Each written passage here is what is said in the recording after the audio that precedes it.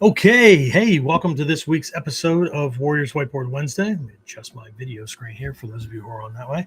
All right, so most of you guys know me. Daishihan Miller here from Warrior Concepts. So we're here for this episode of KUDEN Radio. This is episode 229 for those of you keeping track. Man, James, things just flying by, huh? Holy crap. Just seems like, I don't know, a couple months ago. I mean, I guess it was a couple months ago, but no. So that was quite a while back when we did episode 200 anniversary. Yeah, Jesus criminy. I must have crested the hill myself, and as soon as the rest of the roller coaster ride catches up, I'll, be on a free fall kind of thing. Anyway, so got something, I don't know, hopefully not too philosophical. We're back on a personal development kick kind of thing, but it's directly related to training. Last week, we were at the beginner's end of things, right? So if you missed 228, hey, I want to check in on that. Actually, we spent all of last week working on those three foundational skill sets leading into things. Anyway, so this episode, we're at the other end, right? So we're going to be talking about something called Gokui. Gokui means essence. It can mean secret teachings. I'm going to go into this. I'm going to take a look at it from a couple of different perspectives. How it relates to trainings. I've got some examples to help folks understand certain things. As a matter of fact, last week's episode was based on a Gokui discovery along the way, right? This is kind of a hidden principles and concepts, things that are not obvious to beginner, basic, and even intermediate students, and can take quite a while so that we can get past what things look like, right? To actually be able to see the principles and concepts that are either operating or that we should be tuned into and we're not. So that kind of thing. But I'm also going to touch on something called Musha Shugyo, which is a warrior's quest. We'll talk about that. I was introduced to that way back early on in my training. And since last week we talked about Shinden Fudo Ryu, I think I'm going to stay over there because it's just based on some of my recent research, and not really research, but just kind of going back into the lessons and pulling stuff out and looking at them from my current level of skill and understanding and those kind of things. And we're going to take a look at something in Shinden Fudo Ryu called Shizen Shigoku. It's not just in Shinden Fudo Ryu, but it plays a big part, right? So we'll take a look at that and more when we get back. Question is this: how are self-defense and success-minded people like us, concerned citizens worried about protecting ourselves, our loved ones, and the things we care about from the monsters we know exist in the world? How do we train in a way that gives us the skills, knowledge, and understanding we need without becoming paranoid fighters or killers ourselves, and yet still allows us to be the hero protector the world needs us to be? That's the question, and this podcast will give you the answers. My name is Jeffrey Miller, and welcome to KUDEN Radio, real training for real people in a real world. All right, that's our new tagline.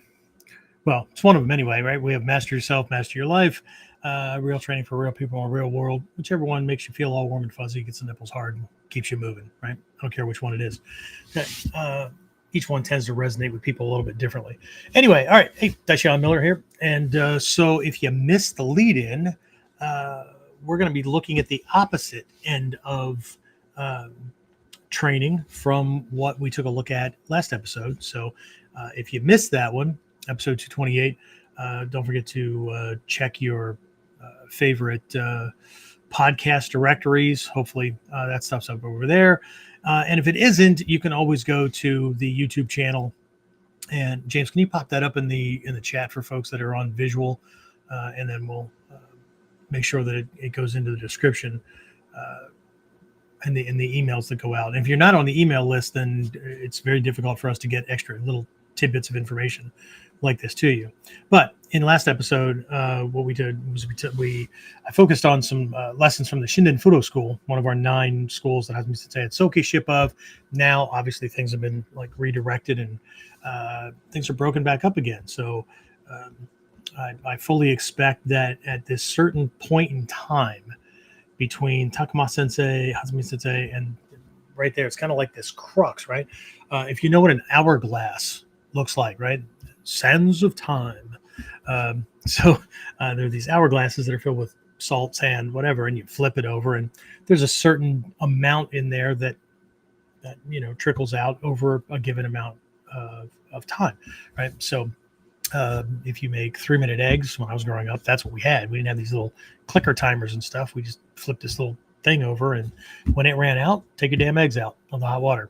But sometimes you can see them really, really big and whatnot. But either way, what you have are these two big, it's one big piece of glass, but you have these two big bowls, for lack of a better term, and I don't know what they're officially called, but then they taper down, right, to where only, a grain or 5, right, can pass through at any given moment in time, right? And so you flip it over, so all the sand's up here, and then it just kind of trickles down into the bottom, and that's your time, right? Well, I have a kind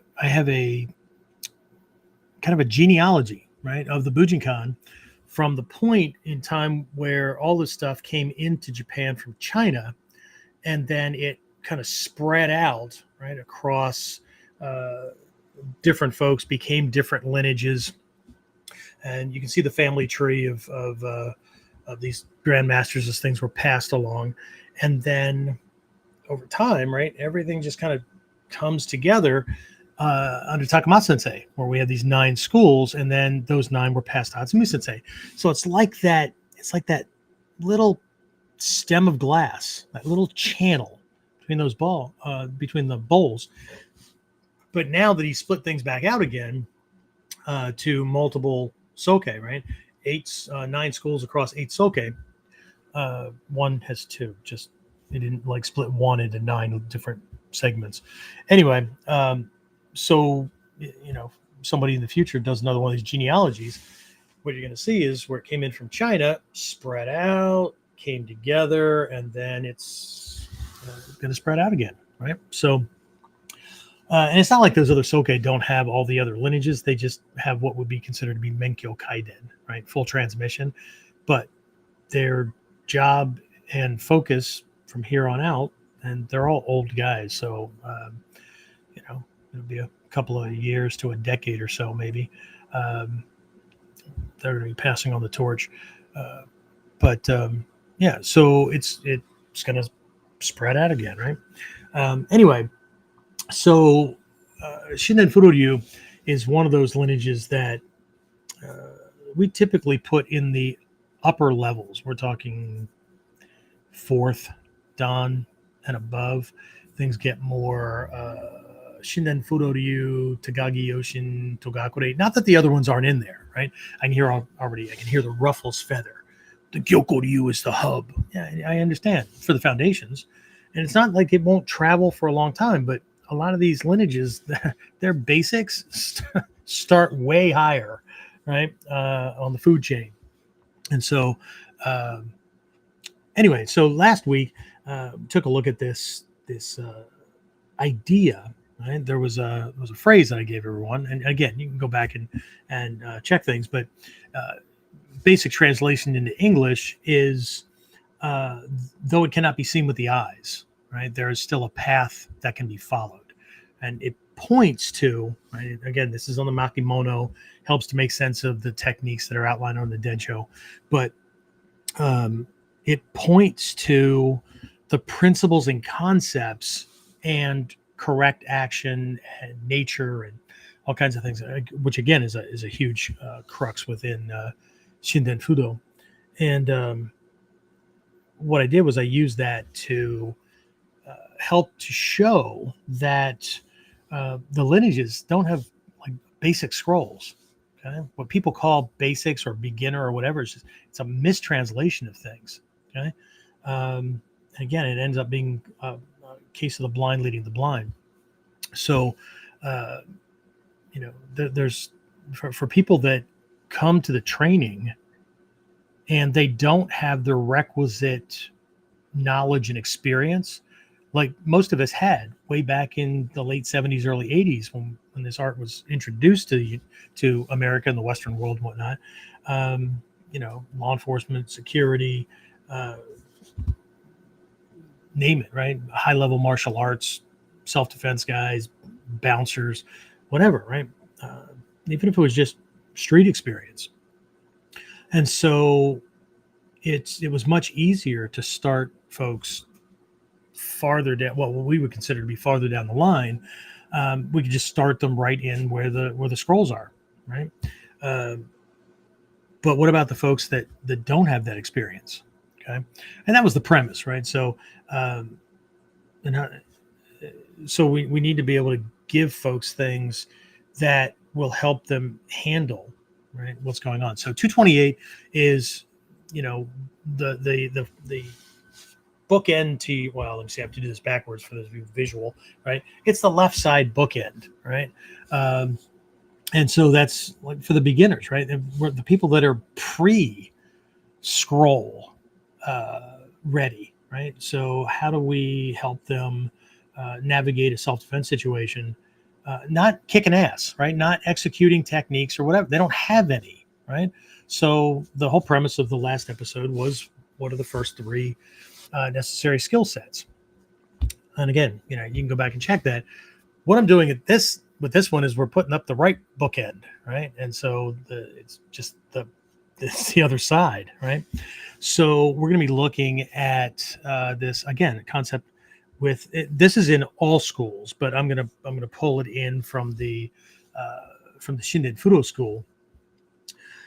So it kind of completes the lesson. And so we're looking at this concept called Gokui. Hatsumi Sensei, several of the newer books the last couple of years, one specifically, and I don't have it right in front of me, I think it's in my other office, has this way up front, but not easy to translate if you're fairly new to the training, or even in the intermediate and early. When I say early advanced levels, I mean Shodan and above, but even that's kind of a higher intermediate kind of thing, right? It's really difficult to highlight the way skill proficiency works, and divorce that from belt color, because ego loves numbers and it loves rank and it loves anything that can differentiate this thing here with that thing over there, right? Which one's higher, which one's lower, which one knows more, which one, that kind of thing, right? And that is so counter to this idea of Gokui, right? And so we're gonna take a look at that. I'm gonna look at this from a couple of different perspectives, because we're really gonna have to come at this from around the subject matter itself, and look at it from different perspectives to even get an inkling of what we're talking about. Because while this is conveyed in every technique in any given lineage, the secrets of that school, the principles and concepts and whatnot, it doesn't matter, because that's invisible, and ego gets caught up in what the technique looks like, when the reality from this perspective, right, the opposite realm, is that the technique looks the way it does because of the principles and concepts, because of the essential nature that particular school is coming at things from, right? And I know it's just, it's very difficult to see. It was very, very difficult for me to see. I could read the words, I could listen to Hatsumi Sensei or any of the other teachers talk about this stuff. I understand the language, right? I understand the words, right? I learned the definitions, right? It made perfect sense to me. Yeah, no. So where the last one might have pulled some folks back a little bit and caused them to want to review what they know and, skill sets from a beginner's perspective, regardless of whether they're teachers or a group leader, or just want to make sure that their shit's in order, right? And that they've got the priorities handled, right? As opposed to kata / coin and stamp collecting, right? This is where things are going, right? And to translate it, we've got to be around for a while, right? And this is not something right? The three topics I'm going to be looking at today during this episode, not easy to learn, if at all, by just going through YouTube videos. Okay, even if somebody's pointing to things, right? Often, and I can certainly relate to this. One of my teachers used this as an analogy. Very often, trying to explain this stuff and even trying to see it, right? As the student, teacher can be explaining it. They can be pointing right at this thing. And, it's kind of like, I don't know, watching something on TV and there's cats running around and your cat's sitting there next to you and you're like pointing it out. Fluffy, look. Now I've got a dog and not a cat, but, Sparky, look, dogs, whatever, right? And the cat or my dog is like staring at my fingertip instead of where I'm pointing, because they don't even have the faculties yet to bridge the gap, right? So, but really, really important if we're going to attain to that level of mastery that we dream of. Okay, I'm not saying we can't be proficient at skills. I'm not saying that this is necessary. It's not necessary if we're just looking to be, the cool cat on the street that has some fight skills, right? And does Budo Taijutsu, Ninpo Taijutsu, or whatever. But I don't think most of us are there. I mean, you wouldn't be, especially if you're a regular, you would not be on for an hour and a half to sometimes we push 2.5, 3 hours every week trying to get this stuff. If you were somebody that would just content with binge watching physical step-by-step techniques, right? So kudos to you. But it also means that you're walking the road less traveled, because, I mean, if you're a regular, you've heard me say this in the past, you're going to get a point, and it's different for everybody, but you're going to hit a point where this is just too damn fucking difficult, and it's just easier to hang out where you are. It's kind of like, old guys in clothing styles, right? At a certain point in your life, I'm tired of chasing cool, and I'm tired of chasing, whatever the current fad is, and I'm just going to pick the level of comfort or cool or whatever I'm good with that, right? And we do the same thing with lots of things, okay? But if we really aspire to be like Hatsumi-Sensei, like any of the current Soke, right? Then we're going to have to get through the ego resistance, right? So anyway, so the three primary topics: Gokui, Musha Shugyo, Warrior Quest. I'll talk about that. And yes, I know I purposely didn't give you a translation for Gokui. Some of you know it, but that's where I'm going to start. And then the highest level, if not the highest level, it's really, really close, but I'm pretty sure it is, in the Shinden Furoryu, is called Shizen Shigoku.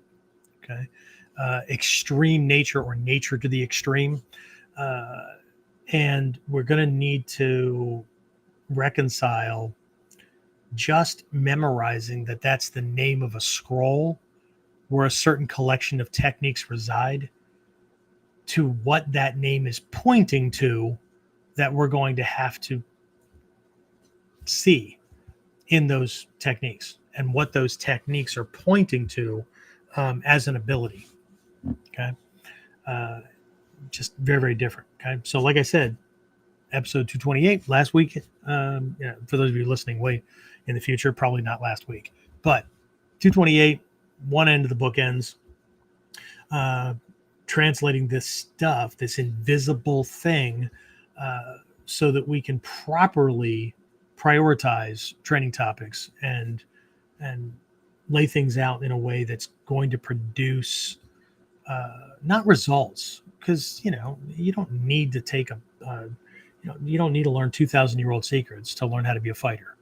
Everybody comes out of the womb, right, with the most people requisite skill sets, wiring in the brain, all that kind of stuff, right, to be able to fight. Okay, I mean, it's caveman style, and then you pick up different things along the way as you get older, and then you learn.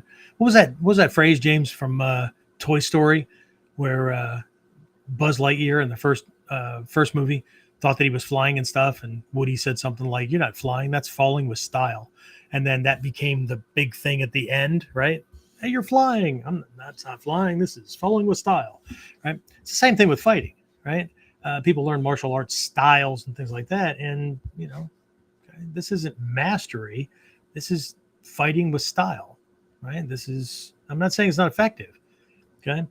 But the people that we're emulating and the people that we're following that passed all this stuff down, okay, they needed an edge above everybody else. That's why these secrets were created or discovered and then coveted, right? Because if we want to fight like everybody else, then we take our chances.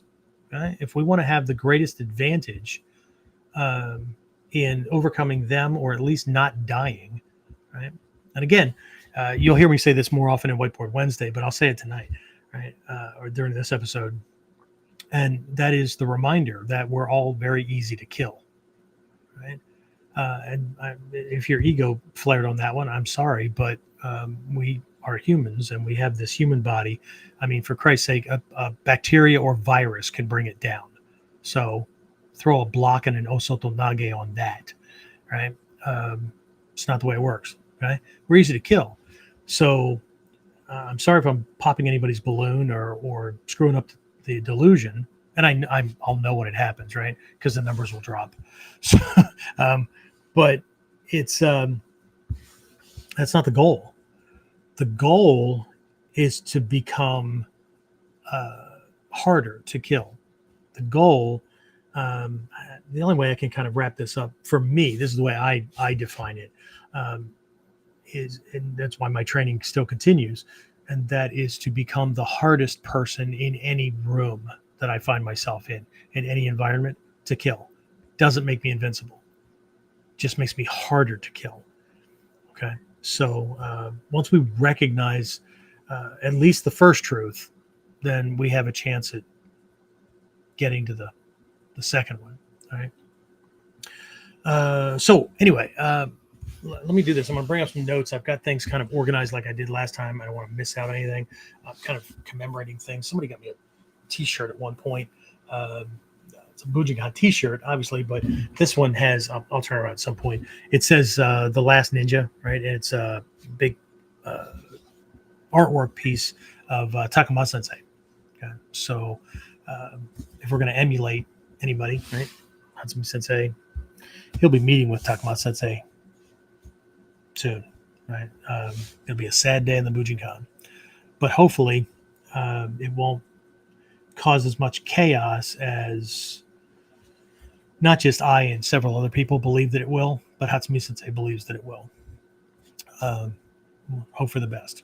Anyway, so let me bring my notes up here, and so we're going to start with Gokui, right? Gokui. If you need a reference, I don't know. I'll try to remember later on when I'm updating the description, things and whatnot. Some platforms will allow for it, other ones will not. But I'll post the kanji. Anyway, if you have Hatsumi Sensei's books and you have referenced or whatever, you can just go on Google and type in Gokui Japanese meaning. Now, good luck, because believe it or not, these days when you type in Gokui and association with any given thing, or it's going to default to Goku, right? Just anime character. A lot of you guys already know what the hell that is. Anyway, I don't follow the storyline. I know what it is, but it's not my jam. So, but Gokui, so you can look into it. All right. So again, in Japanese martial arts, this is not just a Bujinkan thing. This is not just a Bujinkan schools thing. This is across Japanese martial arts, right? This term, Gokui, right, holds significant meaning. Okay. So let's start off by taking kind of a fairly, this is not the format, right, to go into this in the context that it would normally have teacher-student transmission. But within this one, it's as detailed as we're going to get. So a look at its definition, its usage, those kind of things. That's where we'll start. And then, like I said, I'm going to take a look at how that connects with this concept of Musha Shugyo, because that's more of a proactive thing. And that kind of process actually helps to ferret this thing out. And then the on the tail end, as far as Shinden Furoryu goes, this Shizen Shigoku, it's one of the secrets within the Shinden Furoryu, very, very high level stuff. Well, we'll see. Right. So anyway, base meaning, right? Just the meaning, the term Gokui, right, can be translated as essence, core principle, or secret teaching. Okay. And again, these things can show up in different contexts, right? There can be a philosophical context, and that can be different from a combat principle or core kind of thing, right? So there can be multiple Gokui, but they're wrapped around the body, mind, and spirit, the Taiden, Kuden, Shinden kind of idea. Okay, so for instance, right, in the Gyokoryu, right, primary combat principle is to circle behind the attacker. I don't know, Sensei. I know some techniques where you're not going behind the attacker. Yeah, I know. Okay, you're not moving your body behind the attacker, but the secret or the actual combat point, the kyusho that you're striking, like in Ichimonji no Kata. I know normally we're striking uko, right? But we can strike the temple, and there's all these you could, right? It's kind of like a different word, right? Yokui. But there's a point, for those of you on video, there's a point behind the mastoid process, around behind uko. Uko is the carotid pouch, right? It's this bundle of stuff there's a bunch of wires and stuff in there. Primary things in there: carotid artery, jugular vein. So that's, a tube that feeds the brain blood and oxygen and nutrients. The waste sewage system, right? So we've got the carotid going and feeding. You got the jugular that's bringing stuff back to the heart, so waste can be cleaned as it gets sent through the different organs and whatnot. The phrenic nerve comes out of that, comes down underneath the clavicle, down the chest wall, plugs into the diaphragm, right, to cause that action, that contraction that causes the breathing to happen. There's one on each side, okay? And that's tied to other kyusho down the torso. The vagus nerve, right, runs almost parallel to it, but it comes down and plugs into something else, right? And again, one on each side. And then there's transverse process, all kinds of shit in there, right? So that's the one that people tend to show, okay? But there's another point that I was introduced to by Manaka Shihan when he was Manaka Shihan in the Bujinkan. And let's just say I did a fair amount of training in other cons afterwards, because my training is my responsibility. I understand I have a primary teacher. However, I'm not so brand specific that I'm going to turn away from secrets and things that can help make me harder to kill because of some ego pride bullshit. So anyway, but there's a point right back here. There's one point called Chidome, so it's kind of close to that, but it's actually where instead of being up here and behind flanking the spine, it's actually a little bit farther down here, right? Name doesn't matter. In the Tagagi Yoshin, they call it one thing. Koto is another name. But either way, right, you hit this and the legs give out. Pretty cool, huh? I hit a spot on the neck-shoulder connection and the knees buckle. That's pretty fucking cool, right? So the strike, and while I'm in front of them, the strike actually comes from behind. So yeah, principle's still there, okay? And there's a lot of circular movement in Gyokuryu, right? So there's these little pieces, right? Kotoryu, same thing, Taiden, right? Is to find that point, that place in time and space using good Tai Sabaki, where you can take the person down with one finger, not that you're going to take the person down with one finger, but you find that perfect angle where your power line lines up with their balance line, and finishing this person is easy as shit. Okay? It's easy, right? So, but there are these different things. But again, it's going to be different in these different areas. So we'll take a look at those as we go. But Gokui itself, right? Again, essence, core principle, secret teaching. Okay. So Gokui refers to the deeper, often esoteric aspects of a martial art or discipline that go way beyond basic techniques and forms. Okay. But the forms are actually what this stuff, what the lesson, the teachings, the principle, or whatever. It's what it looks like. It's what it manifests as. Okay. So again, for a lot of folks, and I've heard it, I've seen it, right? Shows up in my freaking comments for under videos and whatever, right? Just none more of that bullshit, Bujinkan, ninjutsu, double talk, BS, whatever, right? That just says that I have no freaking idea what you're talking about. So if you use it on me, I wouldn't have a fucking clue, and I would believe that whatever I did as a result of it was my own idea. See, that's control. Anyway, so let's put this in a little bit of context, right? As far as if the original that little thing is just a basic, right? It's a place to get started, right? Let's take a look at this from the other side, right? As an advanced understanding. Okay? So Gokui, again, is associated with advanced levels of understanding and mastery, not just physical skill set, right? Any monkey can do the moves. Now, I'm not saying the monkey didn't have to do a lot of practice, but let's face it, there's only so many things we can do with a human body and only so many things we can do to a human body, right? So,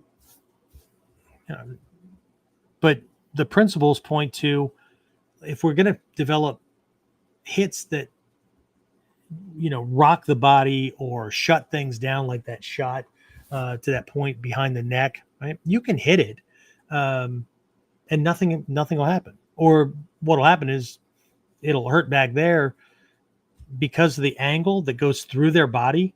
If their knees don't buckle, you might cause them to, like, their shoulder to drop just a little bit, but now you just pissed them off more. Okay. So how do we access the point? Right. That's a Gokui, right? The angle, right, that my hand goes through, so that they actually move their head and believe that they're avoiding a shot, right? And if they had the time, they might feel pretty fucking successful about it. Anyway, they move, and that movement to avoid the shot tightens everything up. So when I hit it, there's a muscle contraction that occurs as well. But it's not just the muscles are getting stretched out, right?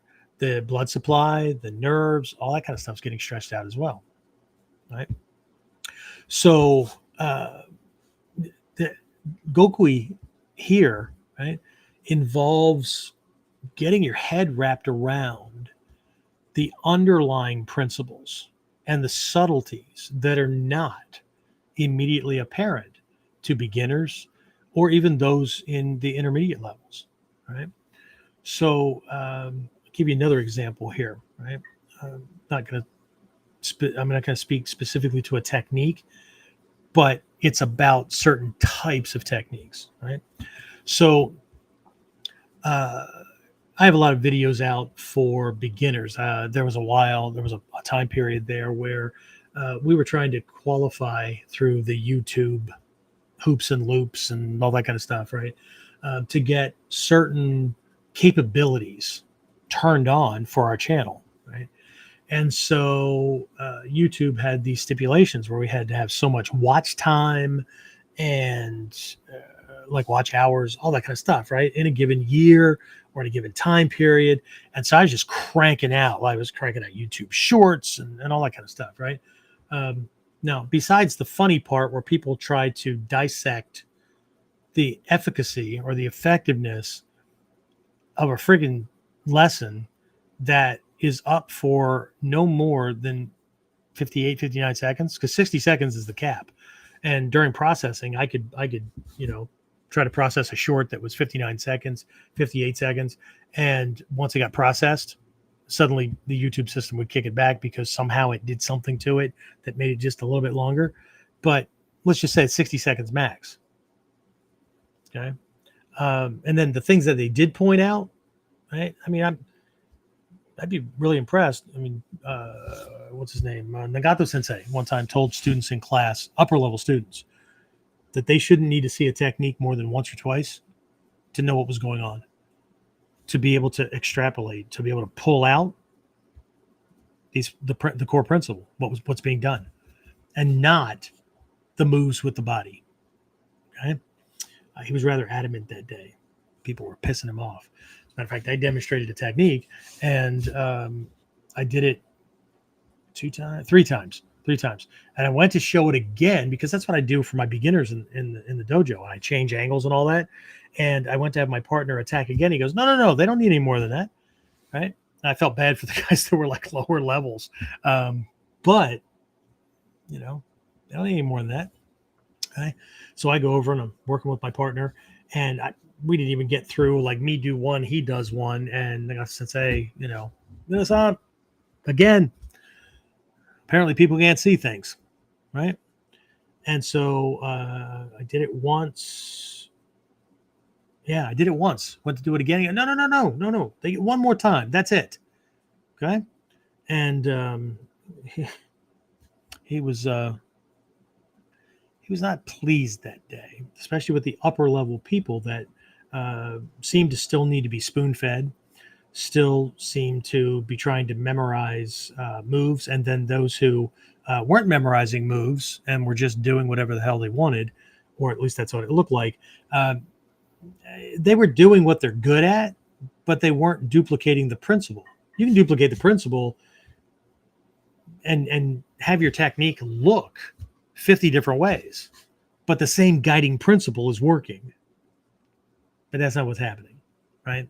They're one-hit wonders, three-hit wonders. Who knows? Anyway, so one of the big comments, one of the categories of techniques that I do are wrist grabs, those kind of things, right? And so there's just a shit ton of comments, right? Can't remember a time that anybody's ever grabbed me like that in a fight, or grabbed me at all in a fight, or can't remember a time that I've ever grabbed anybody or wrist or anything, right? Well, that's fine. Okay. One, I feel for you that one, it's pretty amazing that you're that lucky that through all the fights you've been through, you lucked out and were in fights with people that fight just like you. Right? I'm not saying you to you guys. I'm talking to these jackwagons that leave the comments. Two, I feel sorry for you that your experience at dealing with actual violence is actually kind of limited. Now, I'm not speaking to their ability with the skills that they have and how damaging they are and how ferocious they are and whatnot. But there's obviously at least one hole that's in there, right? And so, and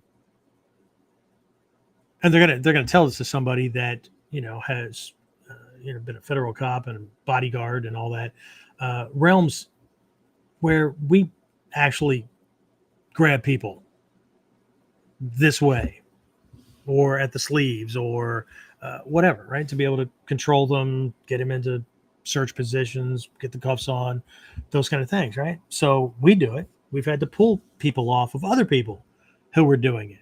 So it's kind of like, I can only imagine. Well, no, I'm a parent. My kids are all grown now. I've got a 5-year-old grandson running around my house, right?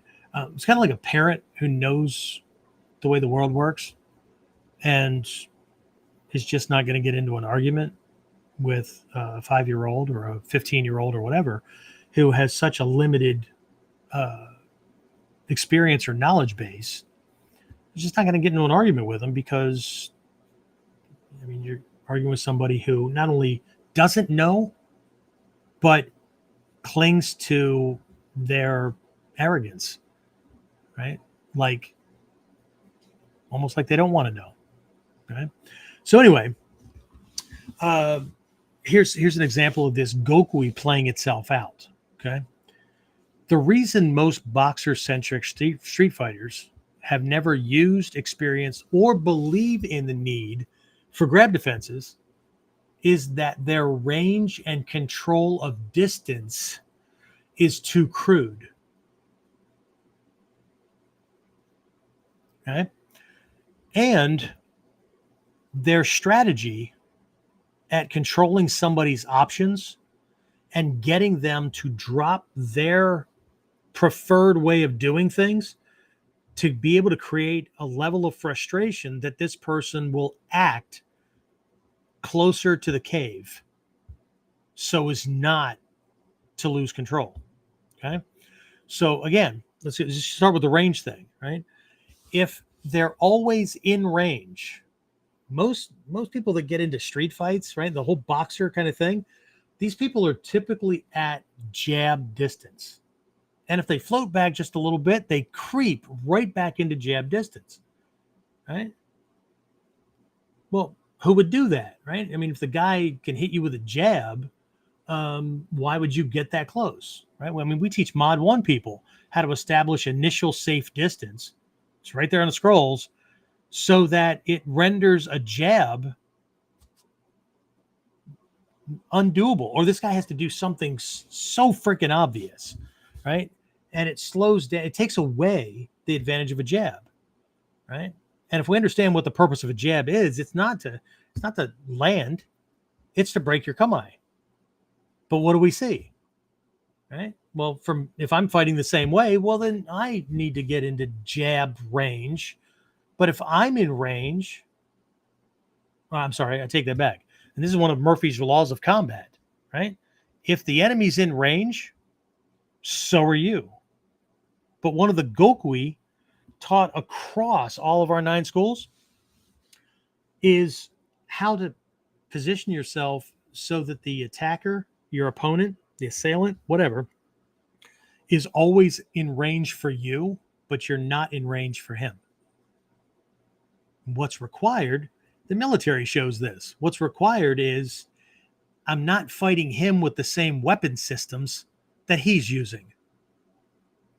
Because the weapon system, in this case, the fight style or preferences or body mechanics or whatever, determine the range.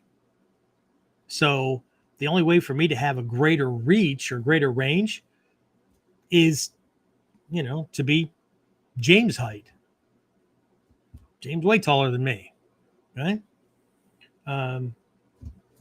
But it's not the way it works, right? How do I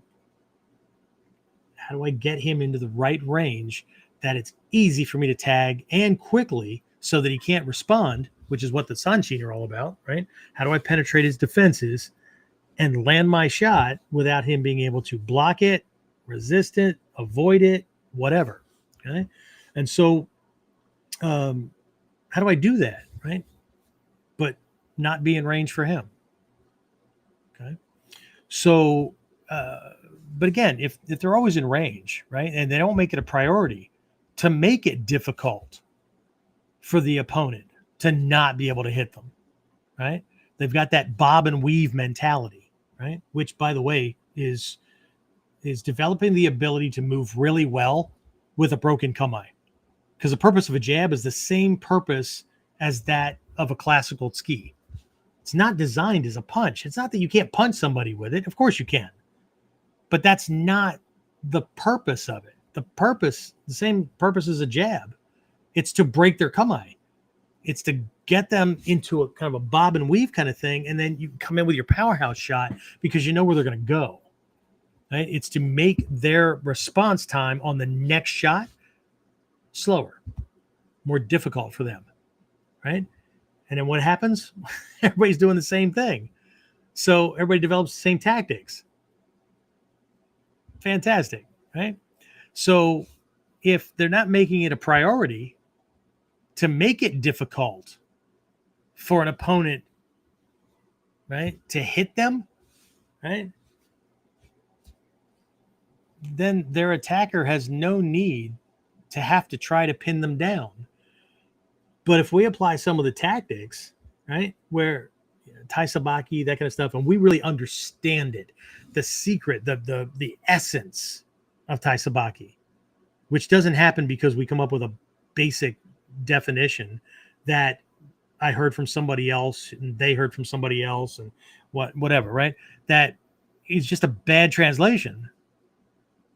Well, taisabaki, it's footwork, it's evasion. Okay. That's it. That's all we got. Okay. Footwork for the purpose of what? Well, evasion. Evasion's for the purpose of what? Well, making him miss. Thinking we're missing some things here because taisabaki itself means body management, which is also broken down into ashisabaki, leg management, ude or te sabaki, right? Arm management, all those things. Right? And the Gokui, they have these kihon, 8 areas of study, 8 fields of study.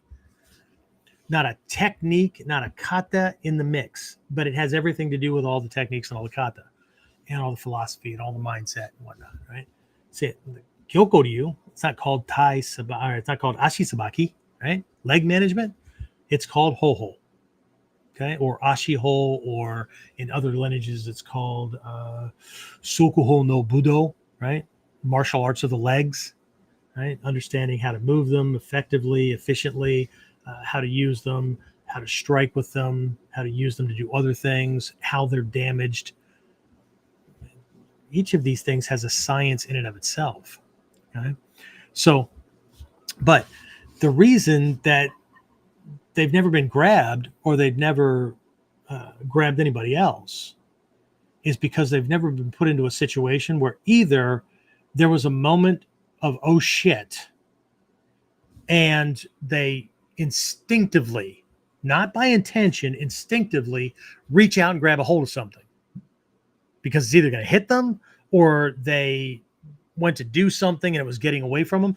Much like if you've, I remember the first time this ever happened to me. I was a short order cook at a family restaurant. Right? I was like 17, about to go into the military and all that. Anyway, I'm on the line one night and I turned to go to reach for something, and I bumped one of these square pans. They go in steam tables and whatnot. If you've ever been to a buffet, you know what I'm talking about. So, but it was just like square. It was probably 6 by 6, and then probably 8 inches deep, kind of thing. It was just metal. Was that one metal or plastic? Because they have ones for the cold salad bar kind of thing. Anyway, so it had like, I don't know. I think they called it a secret sauce or a special sauce, but it was freaking Thousand Island dressing. And so I turned to get something and hit it, knocked it right off the counter. And before I realized what happened, right, I had it in my hand again before it hit the floor, right? Everyone's looking at me and how'd you do that?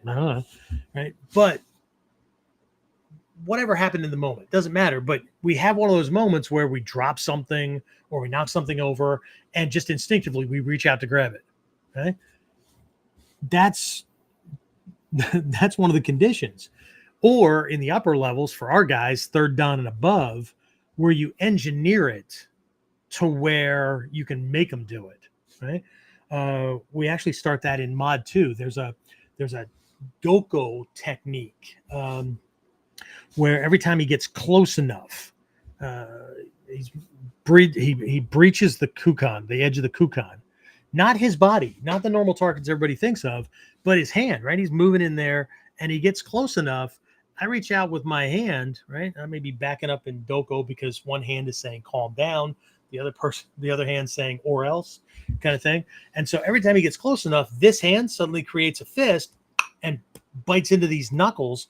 Or you have it in mod 3 as well, where we're in Jumonji or Kosei or whatever, and this guy's coming in this way, and we attack the ridge of the ulna, right? Or the bones of the back of the hand that causes flinch response. And it forces him to establish proper kukan for me, because he learns very quickly that those are targets too. Okay. But I get those comments too. Like, who hits, who in the right mind punched his hands? That nobody does that in a fight. Yeah, I do. My students do. Right. But we create this moment, right? Because the context is he wants to get in there to jack you, right? But if I keep biting into something, every time he gets close enough, right, I create a situation, which is one of the secrets with inside the kamae. It's in Seigan no Kamae. It's in a bunch of these things, right? Where that lead arm looks like a target.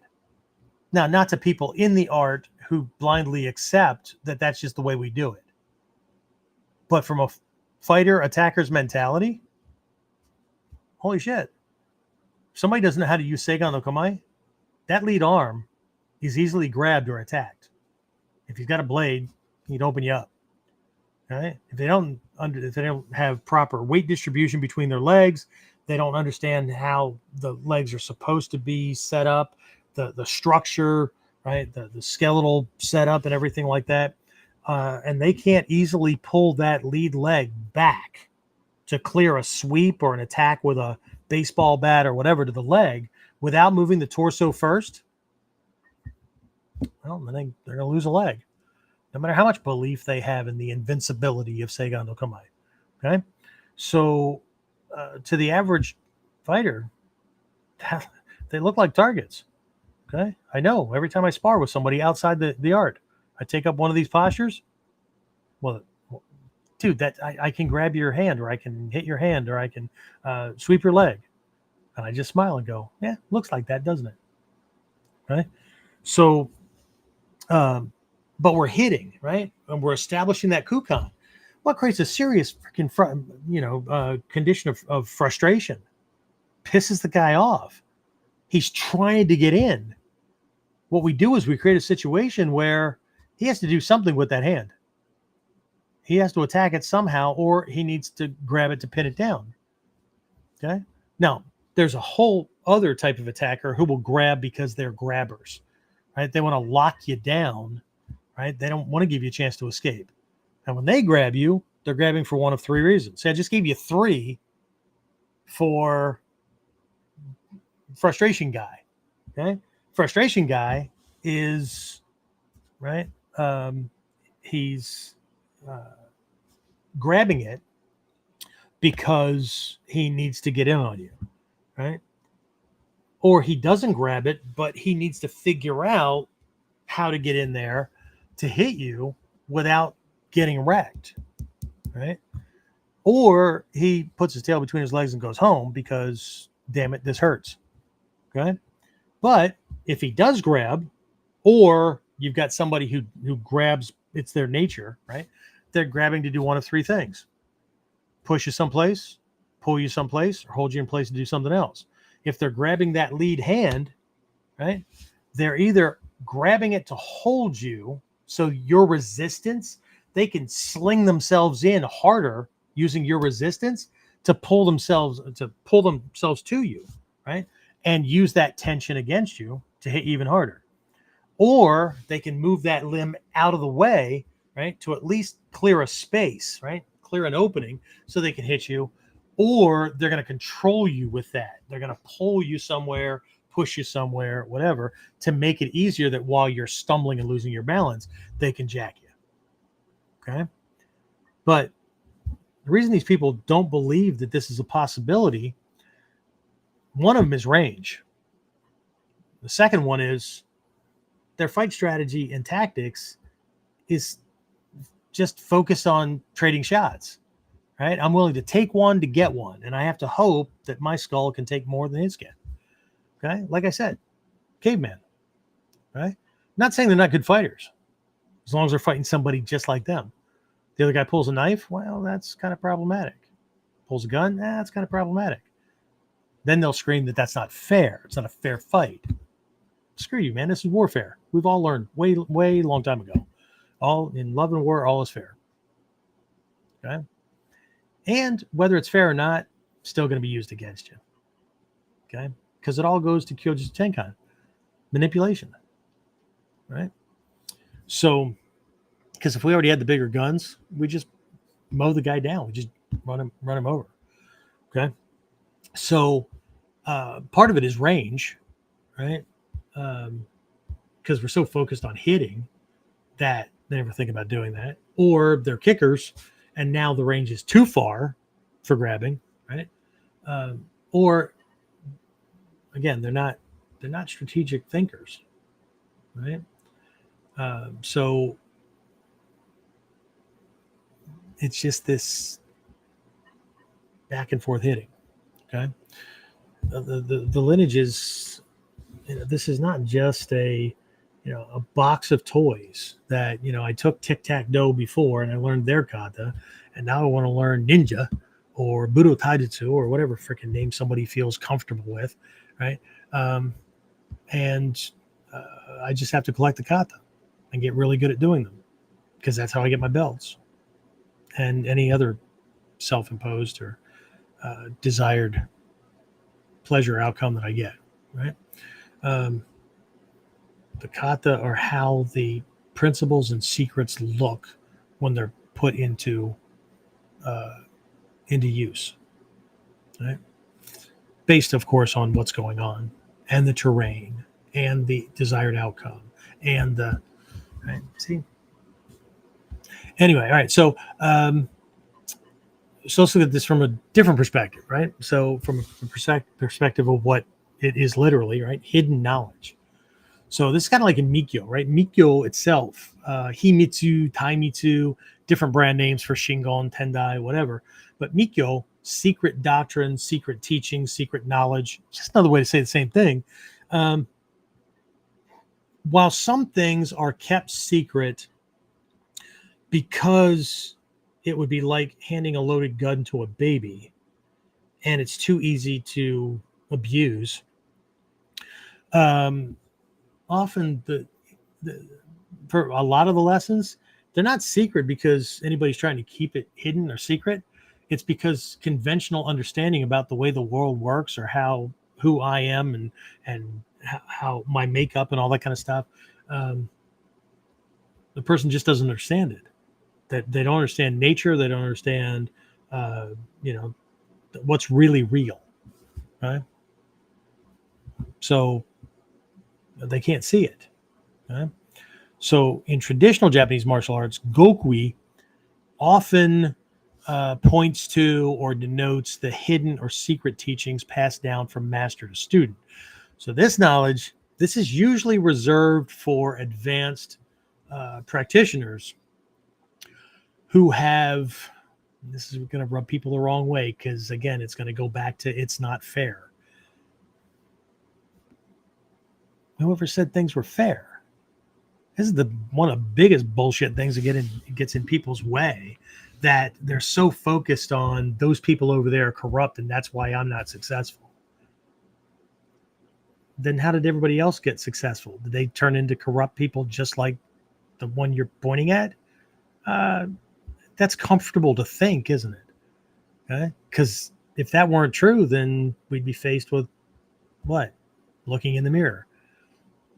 Anyway, and again, to be clear about this, I've said this across lots of episodes, and I'm usually met with resistance, like that's an old story, whatever. Well, maybe it's a fucking old story because it's still working, and not that it's old and we're looking for something new.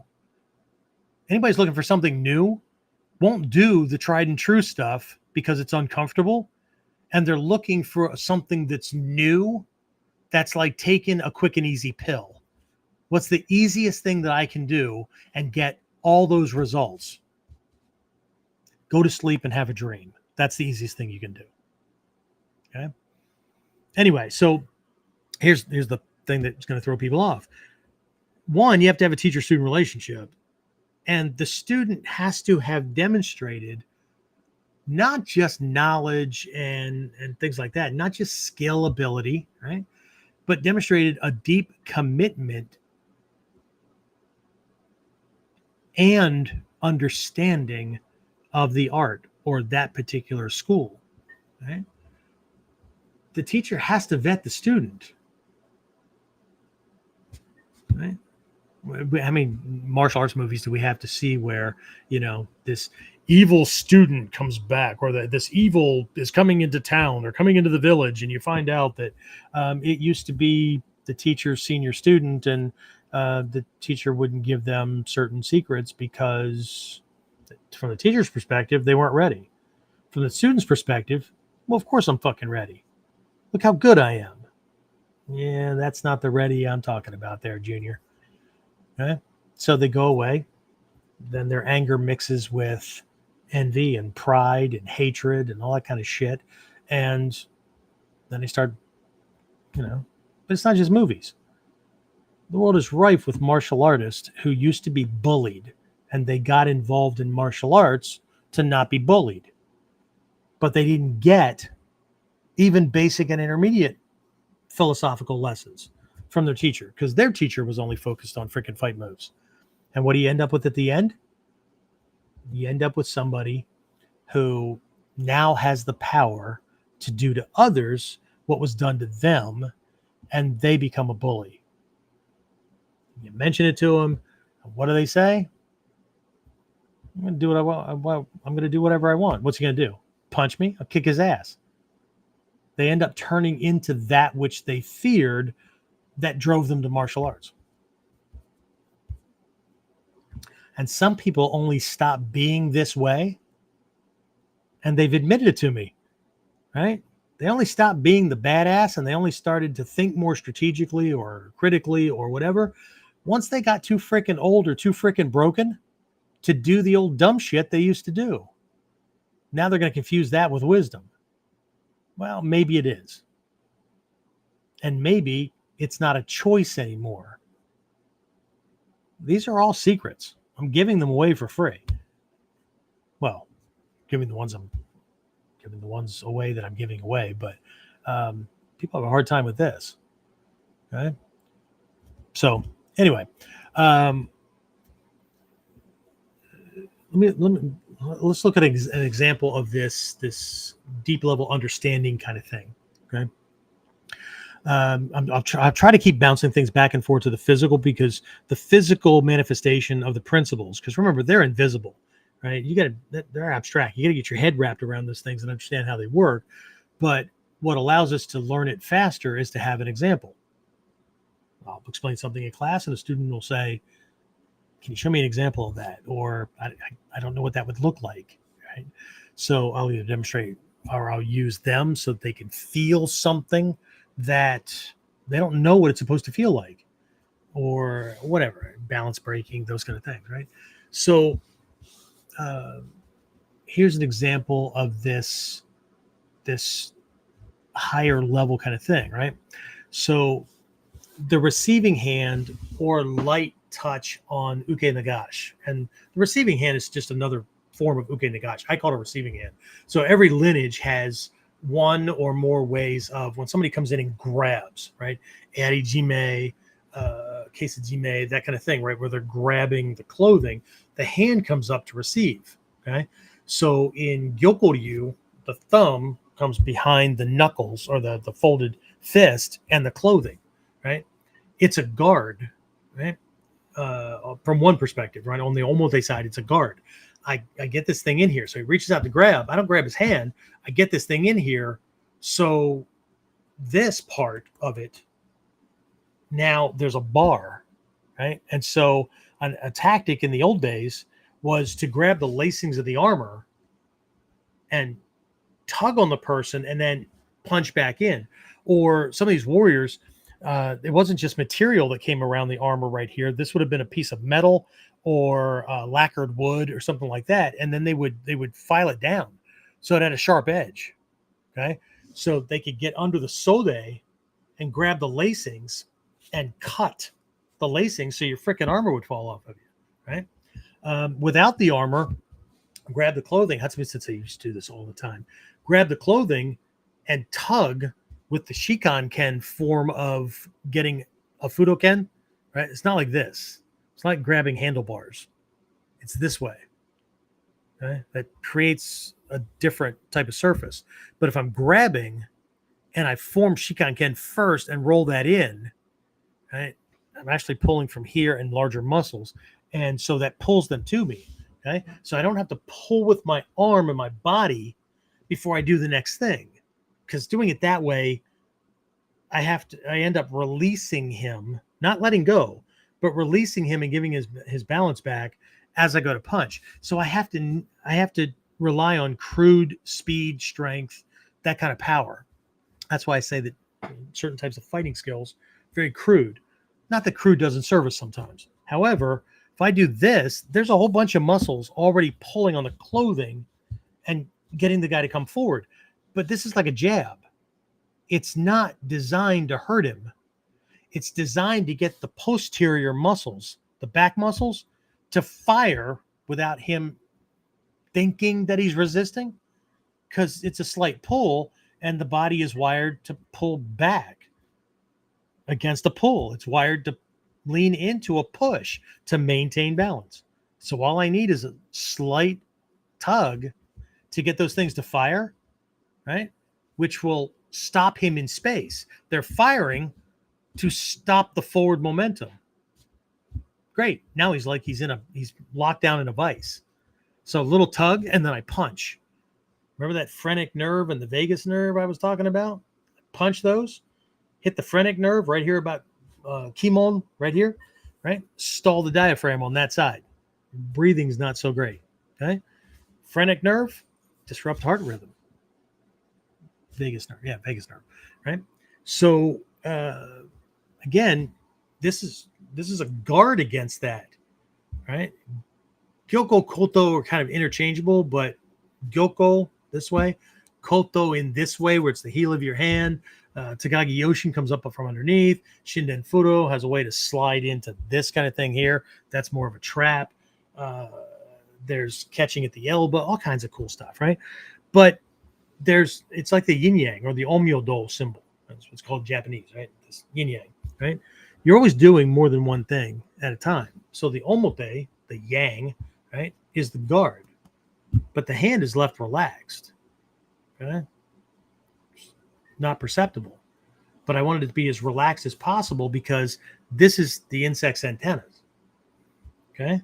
I want to feel for his strength, tension, right? And if I have multiple points of contact on him, I can feel not just his intent, but I can feel where he's going. That's in the scrolls as well. That's one of the Gokui. 3 points of contact, right, at any given moment. Okay. Interesting, huh?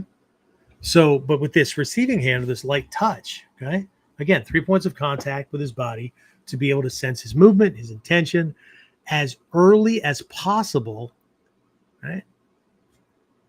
And that also allows me to know where his body parts are.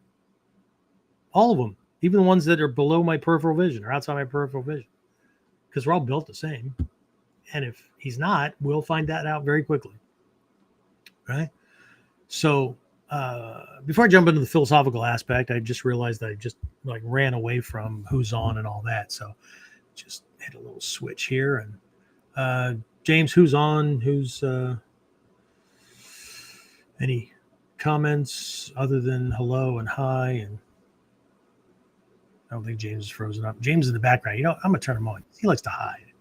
Oh, see, we hit the button that says, all right, you do it. Go ahead. Two ninja fighting. We're both hitting the same switch at the same time. Anyway, what we got? The only comment so far is all good evenings from Dave Fletch, Victor, Jeffrey. Victor. I'm sorry. I'm always surprised when Victor gets away from work or his other hobbies, herding cats.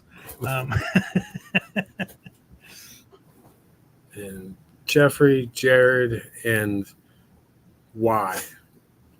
Oh, okay. Cool. Right. That From threw me off Australia. last time. I will not be thrown off again. Hmm. Anyway, cool. All right. Well, thanks for everybody being on. By all means, drop questions or comments as you go. Be respectful. Or I have James has my permission to push the eject button. Let's see what happens on your end. Anyway, all right. So I'm just going to jump back into things because just scratching the surface here. All right.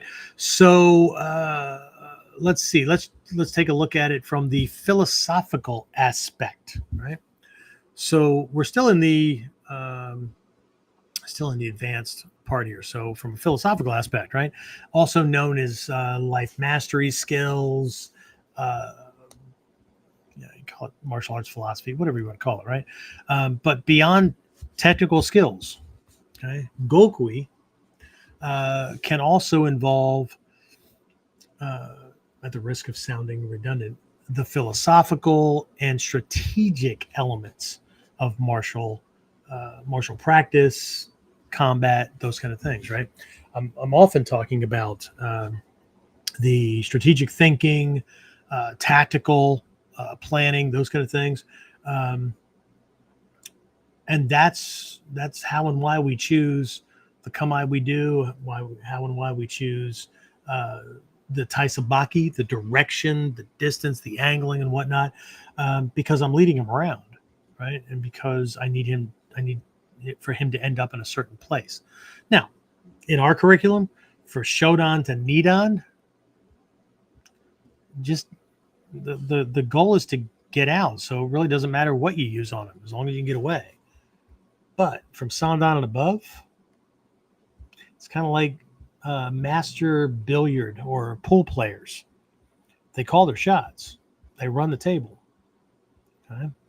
And the cue ball, if you know what I'm talking about, if you play snooker or pool, when you put English on the cue ball, when you hit it, right, you're hitting it to cause a certain counter effect on the ball that you're hitting, right?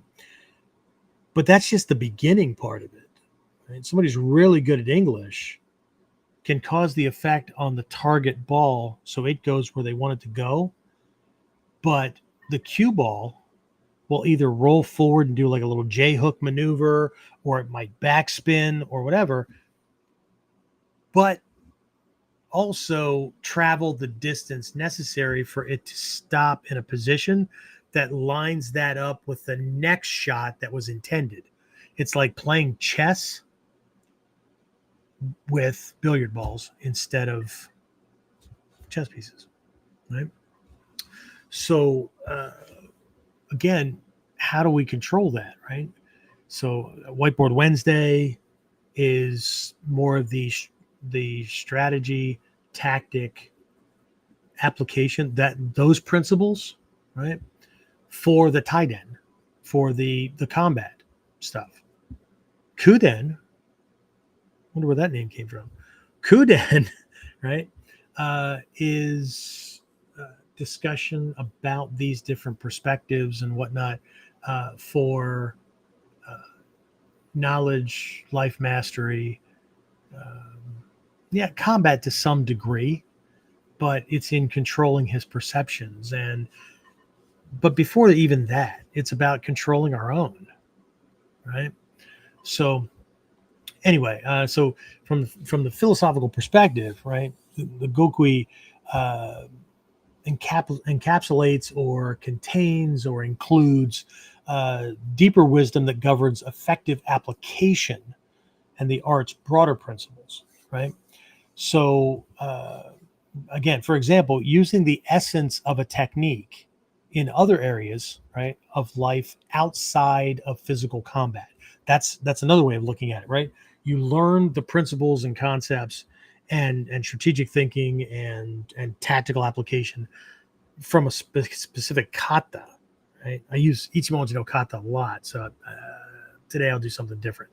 So, but you transfer that over to how you would deal with an argument, or how you would deal with somebody who's gaslighting you or manipulating you at work or trying to set you up to get fired or whatever, right? I know a lot of us, because it's our nature. I'll include myself there sometimes because I still have a couple of buttons that when somebody pushes it, I have visions of throat punches dancing in my head. Anyway, but the idea is to be able to use the kata to understand how to handle verbal fights, how to handle psycho-emotional fights, spiritual turmoil, stress, all that stuff, right? So let's use Hicho no kata. I'm just trying to think about one that most people know. So Hicho no kata, one of the Kyonapo, right? One of the Sanden gata of the Gyokuryu, right? Let's use that as an example for dealing with something. Let's say we need to deal with something that requires my attention, but also exposes me to failure or the potential of failure, right? And the need to quickly do something to get back on track and to keep going to get the task completed, right? So let's say that I'm working on, well, I was just working on getting some ads set up for the dojo so that people know that we've got this introductory program that they can jump into in 6 weeks and whatever, right? And so between James and I, right, and we have one person who's more what I would call part-time, who handles the admin stuff at the academy. But between James and I, we're doing like most of the stuff, right? And James has a real job, so I'm doing most of the stuff plus a little bit more. And it's not a competition. It's just that, when we're not working and we're not doing family things, we're setting up web pages, or we're fixing customer service problems or student service problems, access things, or resetting passwords or whatever. So I don't have a full team, right? I'm still trying to build things back from COVID and all that. Hopefully that's just around the corner, but if something needs to be done, it's either me or it's James or it's both of us, or it doesn't get done. Okay. And so since James, Wednesday or Thursday of last week, well, maybe even before that, I was setting everything up and double checking back and forth between web pages and this funnel or this pathway that somebody will navigate through everything. I need to make sure that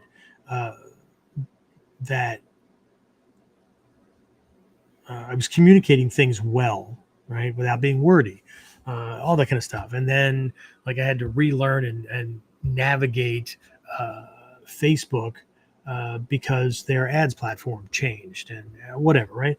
So I had to bounce back and forth between, and it's all part of the same project, bounce back and forth between doing something on site to developing the graphics and all that for the ad creative that's going to go up and what I'm going to say within the ad so that it's, seems like something cool somebody would want to do without using a whole shit ton of Japanese jargon, because I think it's cool and I think they should want to do it.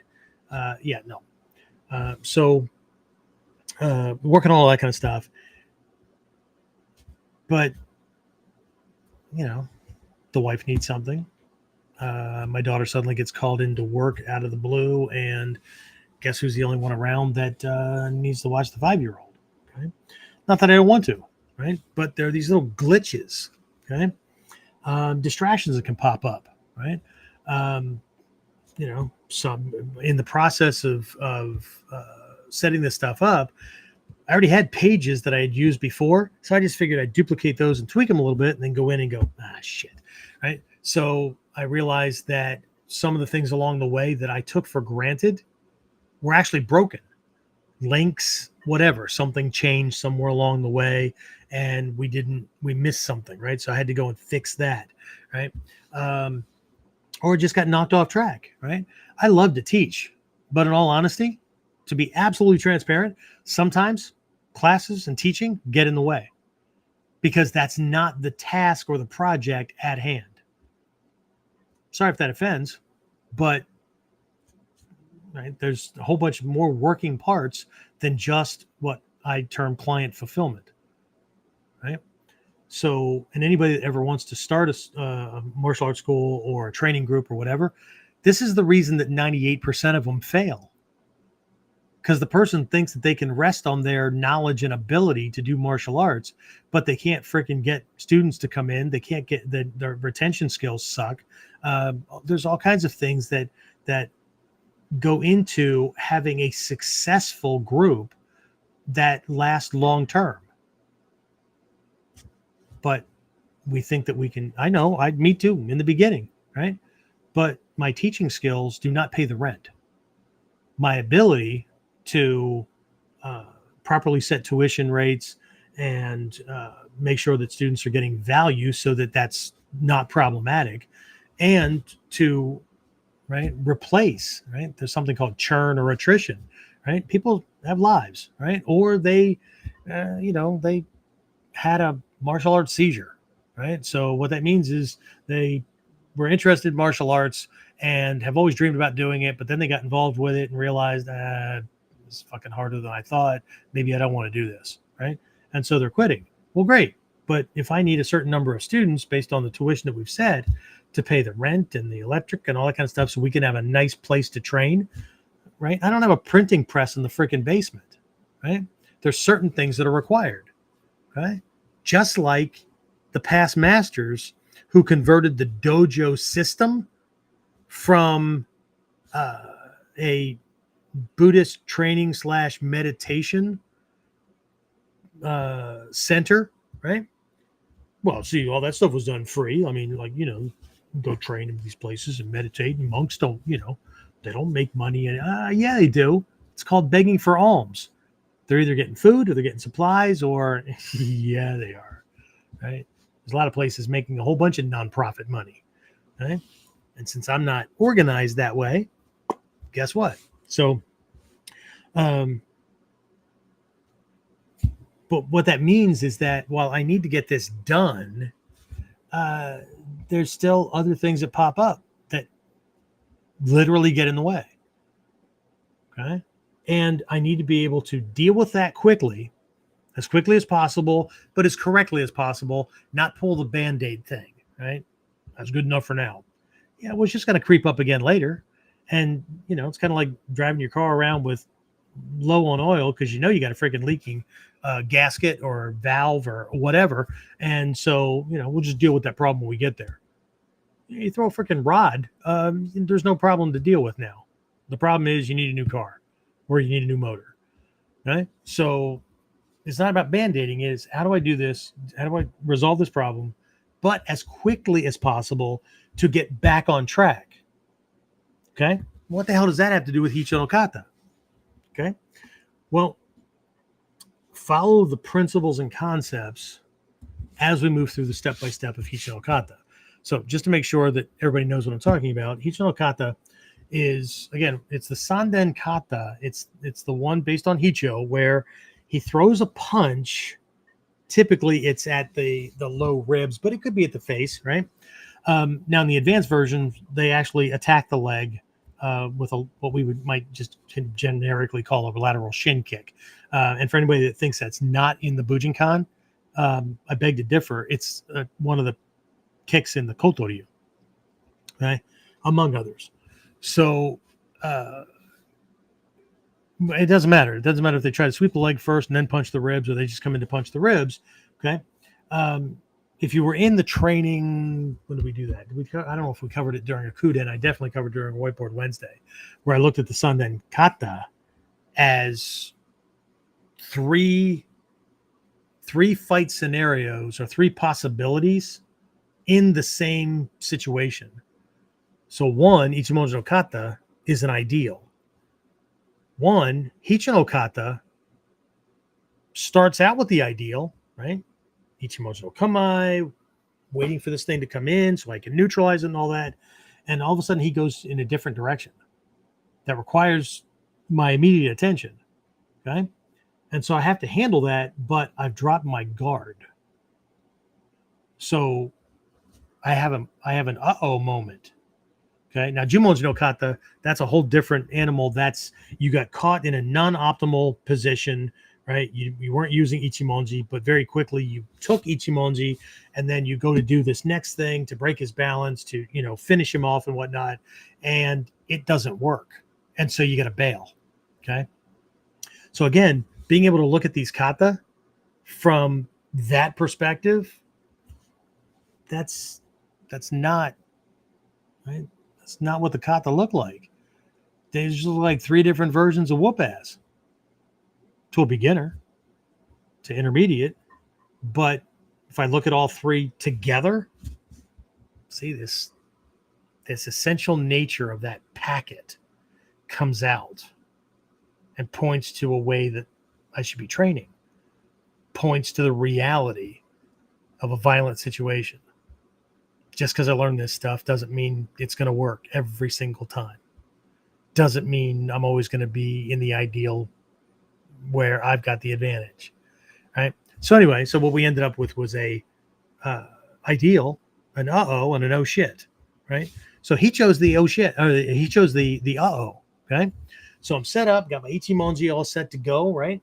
And right, he goes low, right? But when he goes low, he actually moves in pretty close.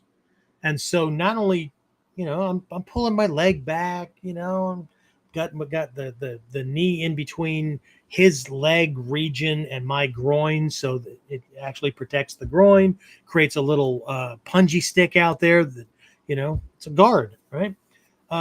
Except that my high guard, right, out front is now down. And this one is way back here, which means he has to come in way closer unless I pull a rookie move and try to block way away from me on one leg, right? So I've dropped the guard, and now I have a situation. It absolutely must be dealt with. I can't get away from it, but I have to do it quickly. And if I do it quickly and correctly, I can get back on track to finish based on the ideal. I know we use a palm down knife hand instead of a palm up knife hand from Ichimonji no Kata, but Ichi no Kata from the Gyokoryu, from their Gokui, is Ichimonji no Kata. It just has a glitch in it. Okay? Jumonji no Kata is Ichimonji no Kata. It's also Hicho no Kata. The glitch just happens from the very beginning. The attack is thrown before you're ready. Right? I know we're in this. I'm ready. Yeah, I know, but you're square. You're a freaking sitting duck, right? He's attacking. His power line is going to come in on your balance line, and then you have to follow the other principles in the lineage. I have to find center. I have to take proper naname, angling, right, from this squared off freaking position, and I have to do it at speed. Well, shit. And then from right there, I got to try to stall him, right? So I can flip this and take the advantage. And it fails miserably. Well, not miserably, right? I realize, because I'm paying attention to each strike, that my Boshiken hits, he didn't fold. He didn't, whatever. And so my next move is to bring that hand up as a distraction, because that's like the kick in Hicho to the ribs. It's the stall that allows me the next piece. In Hicho, I reclaim the ideal and finish his ass. In Jumonji, that smoke screen is so I can get the hell out of there because I'm in the wrong place at the wrong time. Okay? So, Hicho no Kata. I'm all set up. Everything's working fine. And all of a sudden, something happens in a different direction from the project or the thing I need to get finished. And I have to, I have to maintain my balance, right? I have to stay focused, right? I have to know where I was because I got pulled away from that project. I have to know where I was, and I have to remember that's the priority, because it's too easy, and I catch myself doing this all the time, dealing with that one, and then that one, and then that one, and then it's a week or a year or whatever, and I realize I never finished that. God damn, right? So, because I lost track, right? But applying Hichi no Kata in a life situation requires a mental focus that that's the priority. This is important and must be dealt with, but it's not the priority. It's a momentary priority. Big picture priority is over here. Okay? So Hichi no Kata, he comes in, but he comes in a way that it requires attention in a different area.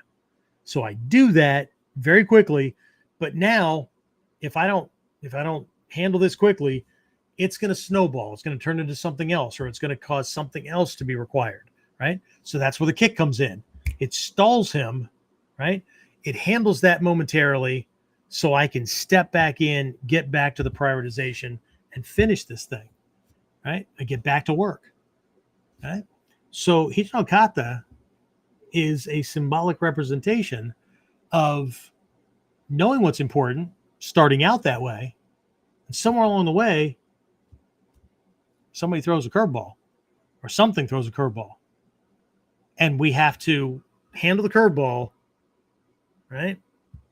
And then get back on track, right? Not handle the curveball and then be pissed off because we had to deal with a curveball. And then that leads to something, and that leads to something.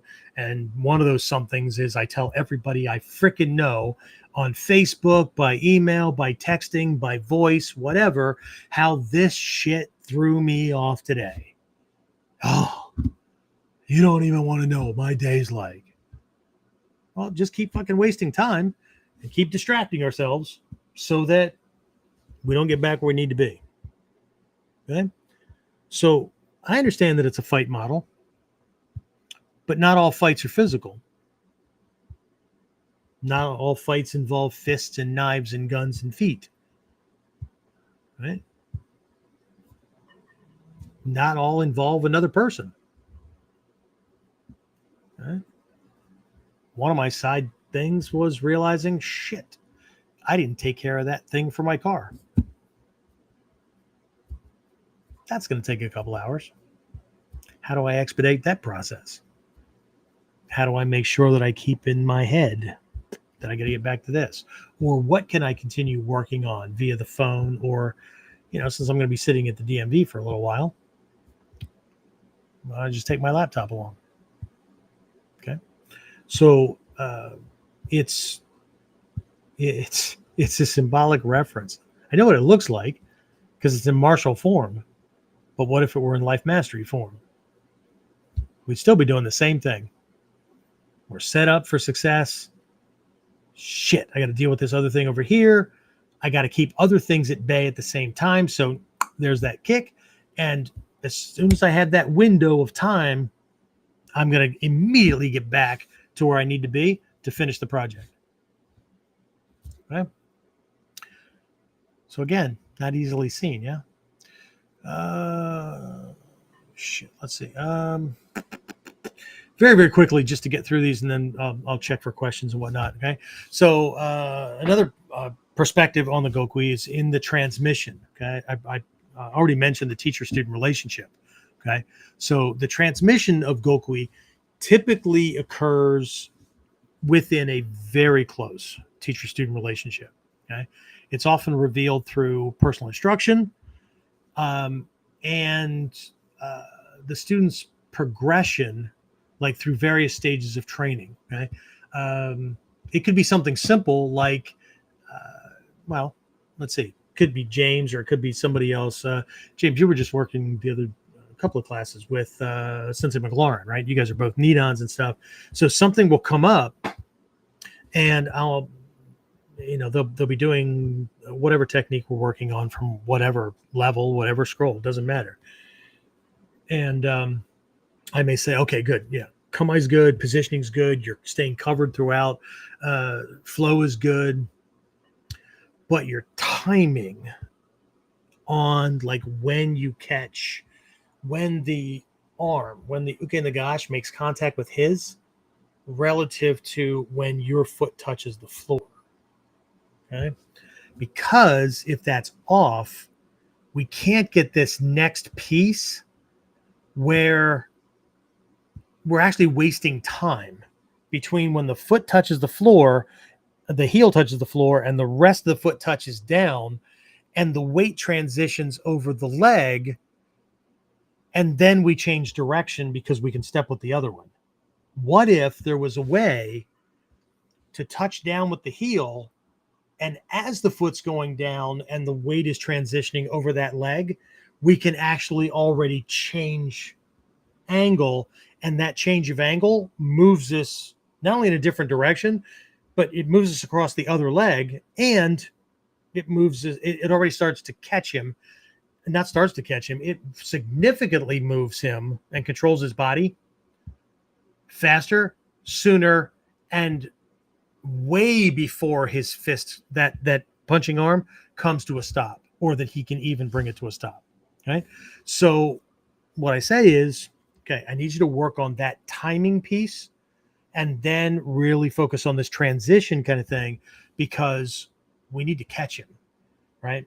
Because when we're going to land this next shot to the ribs, let's say and this is actually a technique that's in mod 3, but it doesn't just point to Nidon, flow, points to Sandan, okay? Because, I'll explain it, right? So throws a straight punch, I shift to the outside. So he throws a right punch, I step to my left forward with my left leg, and I'm in Jumonji. So my Jumonji for guard is only necessary just as that fist and elbow are coming into range to make sure he doesn't bump into me, and he doesn't redirect that fist, right? Because it needs to. An elbow strike is a redirected missed punch. Same line. Okay.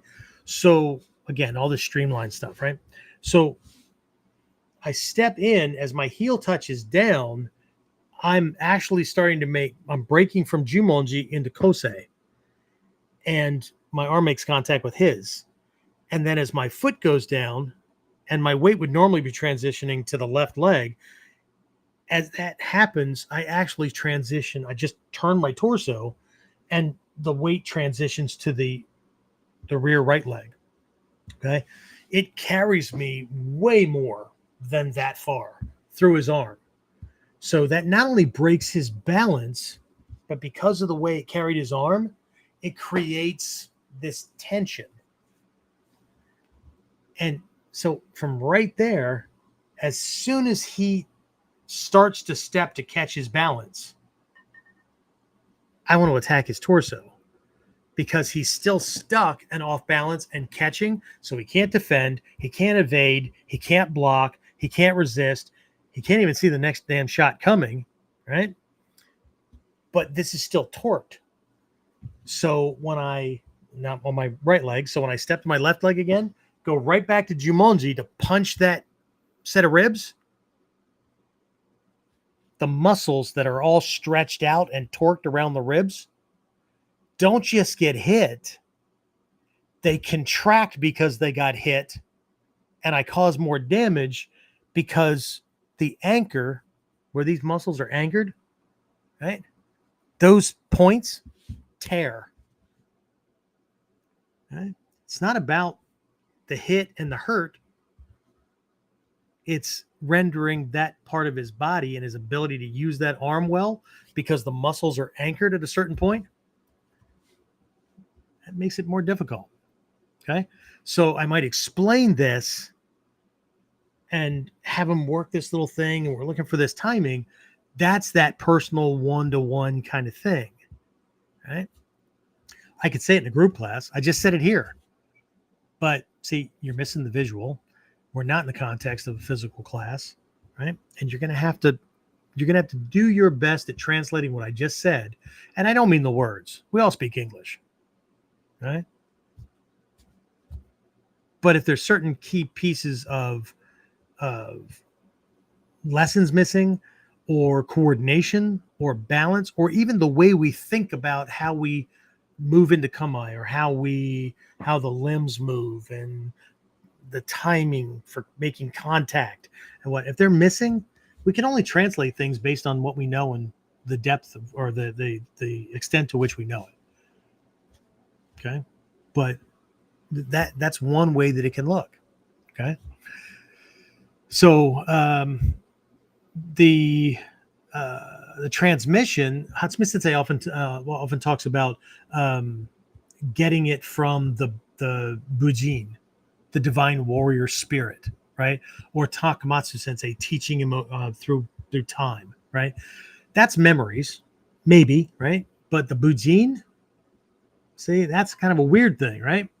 It's where this esoteric stuff comes in, right? Because the transmission, who knows, right? I mean, I think it's a blend of I've been doing this long enough, and so certain things become redundant, and my left brain can relax and not have to think about things that are now in muscle memory. And so now other insights come to me. So that's what's meant by this next piece, which is understanding through practice. Okay.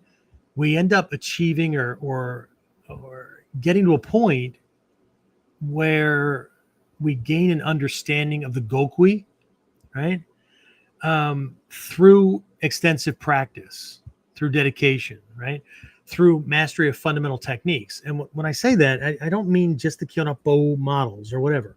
I mean, like I said, the stuff transferred from having to left brain think it into muscle memory, just like when you drive your car, right? You don't have to think about how much to press on the gas or how much to press on the brake to get the car to stop at the exact place you need it to stop behind the car that's ahead of you at the red light, right?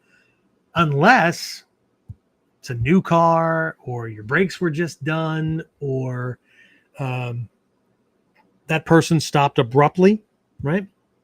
And now, right, there's a need to press harder, okay? So because this stuff gets into muscle memory, and we've stopped so much, right, with the same vehicle that we don't have to know gross tonnage or friction coefficients or anything like that, right? Just to apply the right amount of pressure. Muscles are just conditioned for that, okay? It's doing things again and again and again. And again, I think part of the science is your left brain can let go of it because you don't have to think about where your foot goes anymore or how the move is done. Okay? And to be clear, at least 70% of students never practice to that extent. They stop practicing something as soon as they feel confident that they get it right more often than not. But you don't get to this level that we're talking about now until you can't get it wrong. Okay? It just, you don't even have to think about it anymore. Okay? So it's not something easily conveyed through written materials or spoken like I'm doing now. Okay? That alone, right? Which is why I read Hatsumi Sensei stuff again and again, go through my notes, think about that stuff. I'll watch other people do it on video. I'll practice it, whatever, right? Just it's not easily conveyed through. He has this stuff written in books, but he knows that people can't grasp it. He has stuff out in video or in photographs, and he's told photographers, you can take 1 million pictures. You're still not going to capture it. You can run this on video. You're still not going to see it. It's that alone is not enough.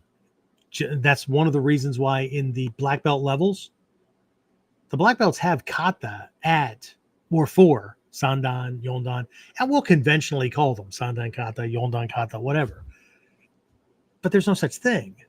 They're kata that allow me to assess, or the student to assess, whether or not they are embodying the principles or concepts required at that level.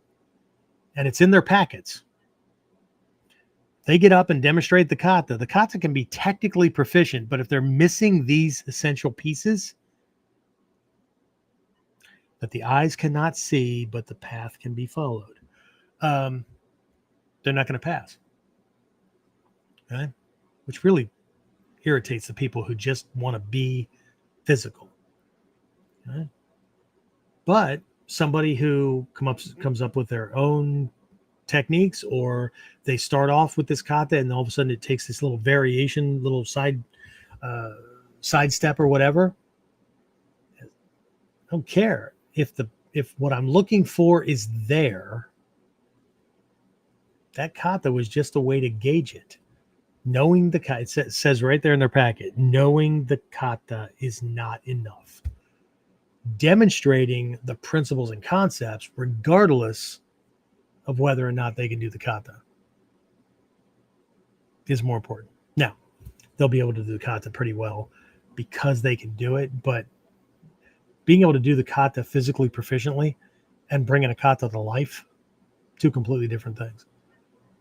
Okay, so again, it's almost impossible to convey this stuff in the spoken word, the written word, whatever. You got to come at this from a bunch of different angles, right? But it's often experienced and internalized through the direct practice and application. You just end up getting it. Right? For my guys that are going through the Mikyo program, this is that Sambhogakaya is being able to recognize it in whatever form it's in, right? But that Dharmakaya, right, the ultimate truth body kind of thing, that aspect, the principles, you can't see principles. You can see what they look like when they're in action, right? But then there's this ability to see that, and then there's the ability to embody it. Having something explained to you and understanding it abstractly, right? Balance breaking, that kind of stuff, that's one thing. Being able to recognize it when I'm demonstrating a technique or Hatsumi Sensei or whatever video you're watching, and knowing when somebody's doing it and when they're not, okay, that's a different level. Because lots of people know what a technique's supposed to look like and know the principles and concepts, and they can call their partners on it. They can call their training partners or their students or whatever on making the mistake. But until they can do it themselves with their own body, they don't have all three parts. Okay. All right. So, and this is a huge part of this Musha Shugyo, right? This warrior's quest, right?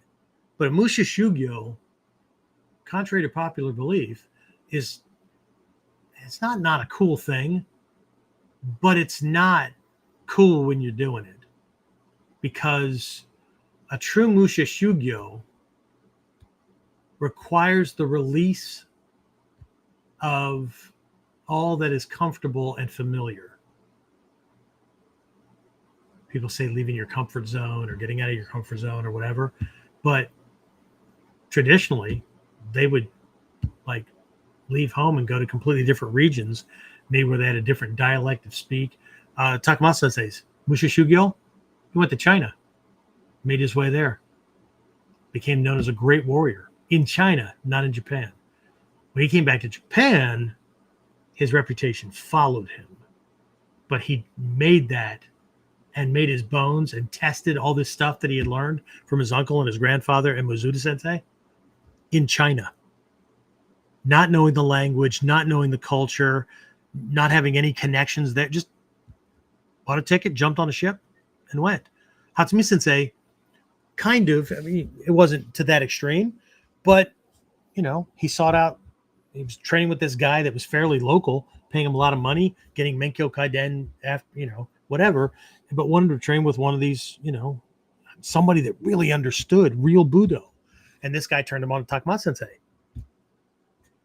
Okay, well, in today's world, I can have students hop on a Shinkansen bullet train with me in Tokyo, or in, near Noda. We'd have to take local trains to get to either Ueno, Omiya, or Tokyo Station to pick up Shinkansen.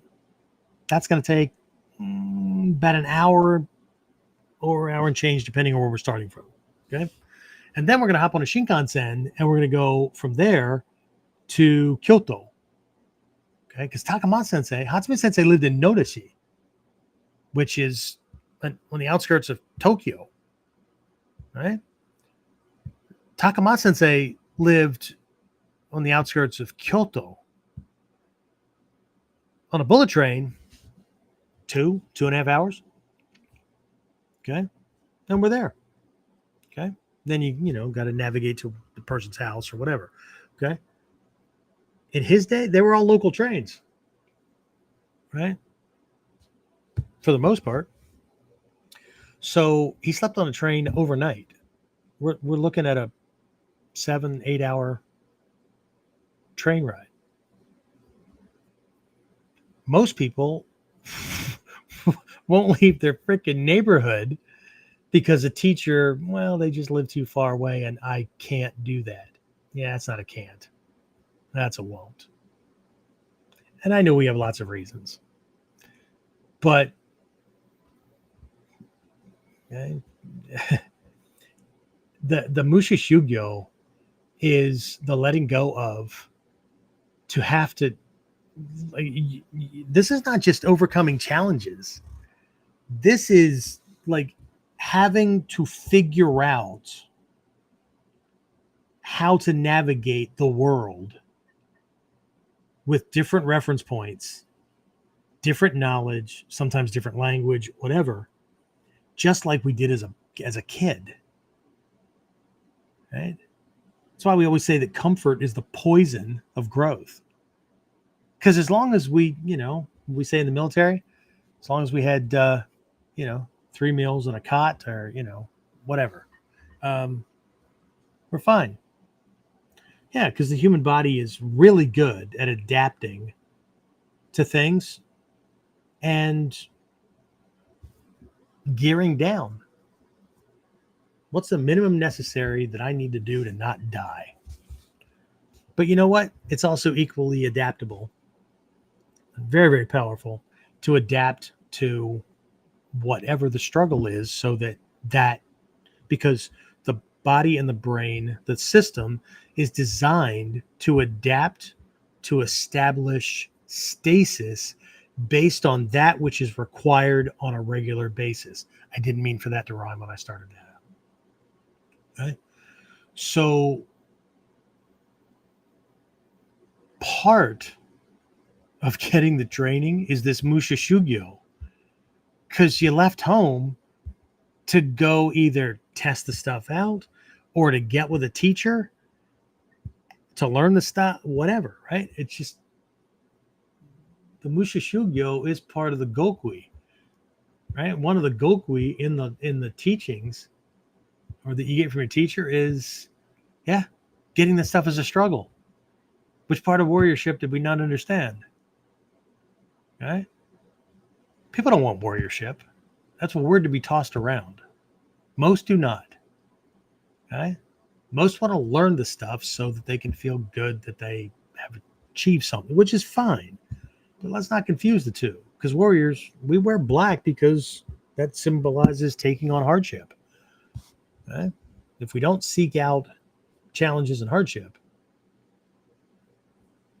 okay, it's not that we're not a student, okay, but there's a difference between learning something for the sake of learning something for the sake of getting good at that thing you learned, and learning something because it's a survival skill. We learn to speak the language we speak because it allows you to get around a whole lot easier when you can communicate with people to get what you want and get what you need, and they can communicate with you so that you don't do dumb shit and they don't kill you, okay, or throw you in jail or whatever. Okay, same thing. We learn to feed ourselves. Otherwise, we'd be pretty freaking embarrassed if we needed another adult to shovel food into our face. We learned to cook. We learned all these things. This is no different. Okay? So, anyway, one more. I'm going to do one more here, and then I want to hit the Shizen Shigoku very, very quickly because this is a very high level thing in the Shinden Fudo Ryu. I'll wrap things up, but also take some questions here in the in between. Right. So let's do one more examples in the martial arts. Okay. So in martial arts schools, right? We'll do the schools. Okay. Different martial arts schools may have their own interpretations and applications of the Gokui. Of course they will, because whoever's senior or whoever's teaching has things to not only a certain extent, but their teacher may have given them certain secrets that other people didn't get. Or the opposite's also true. Somebody else got things, right? So, I mean, this can set up arguing, it set up all kinds of bullshit, but they can only pass on what they know, what they think they know about it, right? But anyway, right? So, again, they have their own interpretation and applications of the Gokui, their go-to techniques. I have my go-to techniques. We'll use the other ones as Henka or whatever. Okay. In the current online manifestation of modules 1 through 3, and that again, that'll show up in mod 4, mod 5. There's way more techniques. If those of you going through the program haven't noticed, there's way more techniques in the program, the online program, way more lessons than there are in the workbook. The workbook is the minimum necessary requirements to pass to each level within it and to graduate out to the next module or into the black belt levels. Okay. So again, as a for instance, in the Bujinkan and other martial arts as well, Gokui may relate to the core principles of techniques, strategies, or again, philosophical teachings, right? So just to summarize those things that we had before, okay? And then there's these strategic insights, right? They should be a part of each, if not rank level, developmental level, right? As opposed to just, I call it kata collecting. One of my other references is people tend to look at the things they're required to do or to learn to get the next belt level in the same light as a box of toys, right? So I'm going to work with these, but only so long as I have to. Now I have the rank. Where's my new box of toys? And that's why when they're called on to do the things that they learned before, they don't know how to do them, or they haven't. Those techniques haven't matured. They haven't been adjusted based on new principles and concepts, and so the techniques aren't growing. So often, rank isn't a sign of skill proficiency or mastery, but passing minimum requirements and time in rank or time in training. Okay. Again, not all schools, not all groups. Okay. But, before we go before we go tell or calling other schools McDojos or whatever because of the way they do things, maybe we need to look at what they're doing and recognize that they're doing what they promised. And it's not about self-defense or martial proficiency. It's about building confidence, or it's about building spirit or whatever. Okay? They're just using that as a thing. It helps me forgive things a whole lot, right? Because believe it or not everybody taking martial arts training really thinks they're ever going to be attacked. So why would they train for self-defense? But it sure makes a convenient thing to toss out there. And it makes a convenient belief system that because I learned these things, then I am by default able to protect myself. Now here's a Gokui for you. They're not connected. Okay. Somebody can learn to be very proficient at self-defense and not learn one of these kata. Of course they can. We see it all the time. And just because we learn the kata and we're good in the dojo doesn't mean we're going to be able to protect ourselves on the street. Okay. But again, I've mentioned these things along the way, right? I talk about strategies. I talk about tactics. I talk about timing. I talk about mental focus. These things are going to be a big part of fall camp, right? I'm bringing mental in. I'm bringing in psycho-emotional kind of things, intent, throwing that, and making sure that the kata are operating on all cylinders, right? I talk about these things all the time. Every time I talk about them, right? I hope they're not being dismissed because, well, they're English words and I've heard them before. Yeah, I know, but they're Gokui. They're things that give us an advantage over everybody else. They're the things that allow us to do things differently, not because we want to be different, but because it's the higher level match to nullifying what Joe Cole Jackwagon has spent all this time focusing on, but it can be nullified really, really quickly. Okay. But it's these things that are essential for high-level performance and high-level understanding in Budo. Right? So again, just, Gokui is, it's,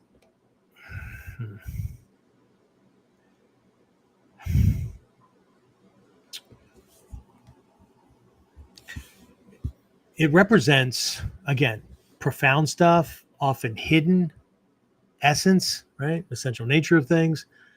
Within practice, it encompasses technical mastery, philosophical depth, strategic thinking, right? Being able to apply things across all areas of one's life, right? Not just in this little cubbyhole or a little vacuum or whatever, right? It's a key concept for those who really do aspire to achieve not just a high level of physical proficiency and understanding, right, in their techniques, but a high level of proficiency and understanding in being able to apply the martial arts philosophy or discipline in just about every area of life where challenge or conflict is involved. You know what? I'm gonna make the Shizen Shugoku. I'm gonna let that cook for a while, let it stew. I'm gonna cover the Shizen Shugoku during a different episode, and it will not be next one. James, is next week is this? Is that the 7th? Is that when you're out of the area? Yeah. Okay, so next episode, James is leaving it. No, James is off on a little vacay, going to Chicago with the woman. Anyway, so he won't be around, so that would be a perfect time for me to do another one of the student interviews. That'll make it easier for me to be producer and whatever. I won't have to worry about teaching so much. It's just hosting and handling the details. So yeah, so we'll hold this one off for, let's see, next week will be 2:30, so 2:31 we'll call it, right? But again, just this is very, very high level. And what I'll leave you with is the only thing I want to mention is in the Shinden Fudo-ryu, one of the highest level, if not the highest level training, that scroll is called Shizen Shigoku, right? And then again, there's a list of kata. But it's not just a name. It's not just a title for, or a cool name for a scroll that has these things. Right? Shizen Shugoku means ultimate nature or nature to the extreme. Yeah, I mean, there's parallels in Mikyo where we're looking at, in Mikyo we would say ultimate universal truth. Right? What is. There's a thing to discover. It's not just natural. It is the nature of that thing. Right? And so that's a category for this. Just like in the Kukishinden school, there's a scroll, Moguri, right? Moguri gata. Moguri means to dive in, to submerge, right? Like a submarine submerging under the water, right? To be able to attack unseen at a distance, right? So, and all the kata that are there, it's not just a title, right? Because there is a kata in the Moguri gata, right? It's a longer name, but on that scroll, there is there's a kata called Moguri Dori, to submerge and catch. Right? There's one called Shiho Dori, 4-directional, which implies infinite catch. But all of those kata employ this Gokui, this principle of Moguri, just like all the kata on the Shizen Shigoku scroll of the Shinden Fudo-ryu point to this essential hidden nature, this quote unquote secret teaching. Okay, so we'll dive into that different lesson because knowing me, it's going to take too long to go through it. So let's just kind of check questions, whatever from here, see if we baked anybody, heads exploded, foreheads cracked, brains oozing, people fell asleep, right? People signed off because I talked too fucking much. When we're talking about things like Gokui, you can't describe that thing as easily as you can describe what it isn't. This is something that's in Mikyo as well. It's also in Taoism, right? There's this idea of the concept of the uncarved block, right? Really good book to understand that in layman's terms, or as close as you're going to get to uber simplistic, is a book called The Tao of Pooh. Winnie the Pooh, not shit. Okay, so, but it's called the principle is the uncarved block. It's the central premise. It's the Gokui of Taoism. Right? It's in Mikyo we would call it ku, or shunyata, emptiness. And so to describe something like that is impossible without describing what it isn't, without describing its connection to other things. It's just another example of things having no essential nature. They are interdependent upon other things for a self, just like us. And right, nothing points that out more in martial arts training than realizing that I don't know, you might have heard me say this before, that a fight or an attack situation is a relationship, albeit a negative one, but it's a relationship. The problem is that people try to fight or defend themselves as if they were in contention with. They're in a toxic or destructive relationship instead of acting like they're the one trying to save the relationship, where they're the ones that are listening, in tune with, and trying to restore peace and order. The reason why relationships fail is because people are at odds based on viewpoints, and their priority is in winning, not in preserving the relationship or making the relationship work or be more powerful. That's coming from somebody that's, I married my number one, but it took 3 other relationships to find number one. Notice how I didn't say I was on number 4? That's destructive thinking. I was always looking for number one. I was just not very clear on what was a good match for me and what value, based on the value that I bring, somebody that was a perfect match for that. Anyway, what do we got, James? Well, the only thing that's come in is Victor said he is still working. Wait, you're on video. I'm sorry for those of you on audio only that aren't going to get the full benefit of this. Ready? Wait for it. No, seriously. Oh, man. But my offer still stands. Okay? My offer still stands. That goes for everybody that has excuses for not making it to training or, all the things they can't do. One, if you're waiting for somebody else's permission, right? You have my permission to do the thing, right? And 2, I will write a letter. I'll send the doctors. I'll be the doctor, right? You turn it into your employer, or I will tell them that you were too well to attend whatever that foolishness was, so that you can work on empowering yourself. I know, right? Wife will kill me because that'll interfere with retirement, and I get it.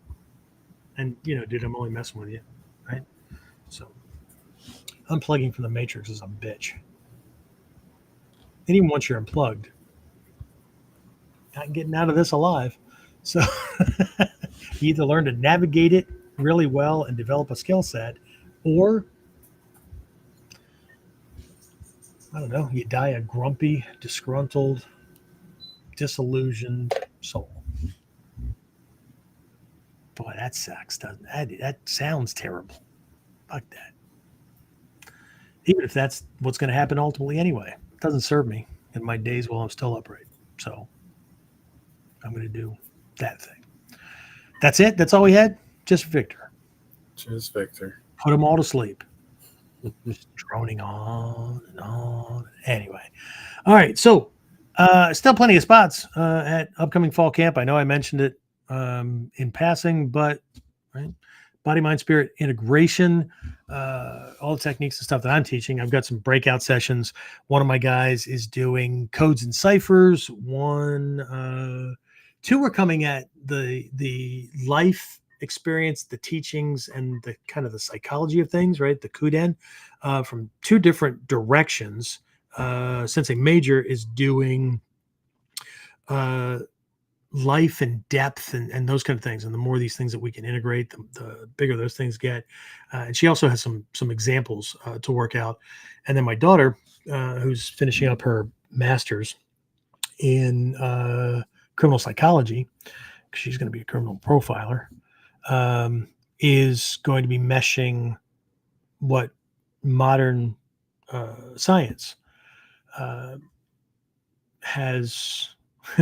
I'm going to use the word rediscover because I can't in good faith use the word discover, because even the more she learns about this stuff, now she sits through classes and goes, oh, did they discover that? Well, that traces back way far. So, and then how that going to be applied. Sushi Whistler is doing striking and throwing with little to no touching. That's some cool shit right there, right? I've got somebody else, but I think I'm still waiting for a proposal.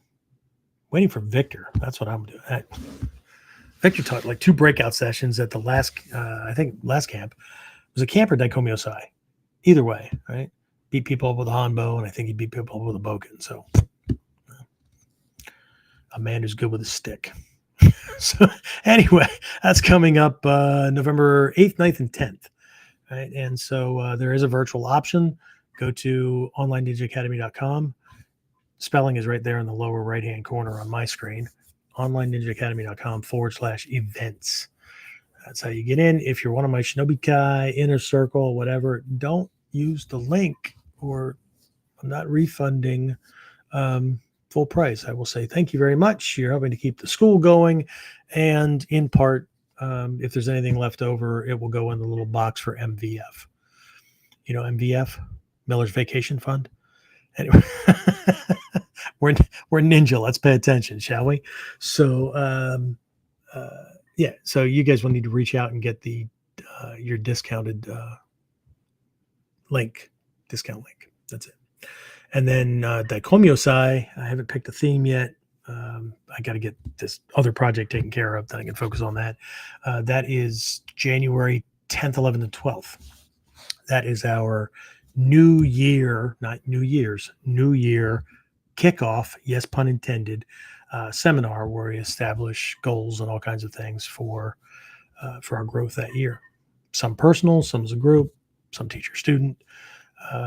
We actually do a Goma active, it's a fire, it's an active meditation kind of thing. It's a goal setting kind of thing, right? You will never set New Year's resolutions the same ever again. Good stuff. Anyway, or don't. I mean, that's optional. We do that like right after a lunch, I think on Sunday, right? So anybody that doesn't want to partake doesn't have to. I've never had anybody not partake, but I would not think less of somebody because they chose not to, because they thought it conflicted with something. Because in all honesty, I don't have the time that day or that weekend to explain all the background behind it and how it's not some antichrist religion, whatever kind of thing. So we'll just let that trail off and be done. So anything else? No, nothing. Jeffrey just said he's already put in his PTO request for Daikyomusai in January to attend virtually. Fantastic. And Jeffrey, when he attends virtually, he doesn't mean that he's like in and out, and he'll get the recording for the stuff he missed. Jeffrey's on his feet for all 5 sessions. And not really sessions, because in the afternoon for the breakout sessions, they're split into what, like 2 that instructors do, and then I do one last thing for each day. So,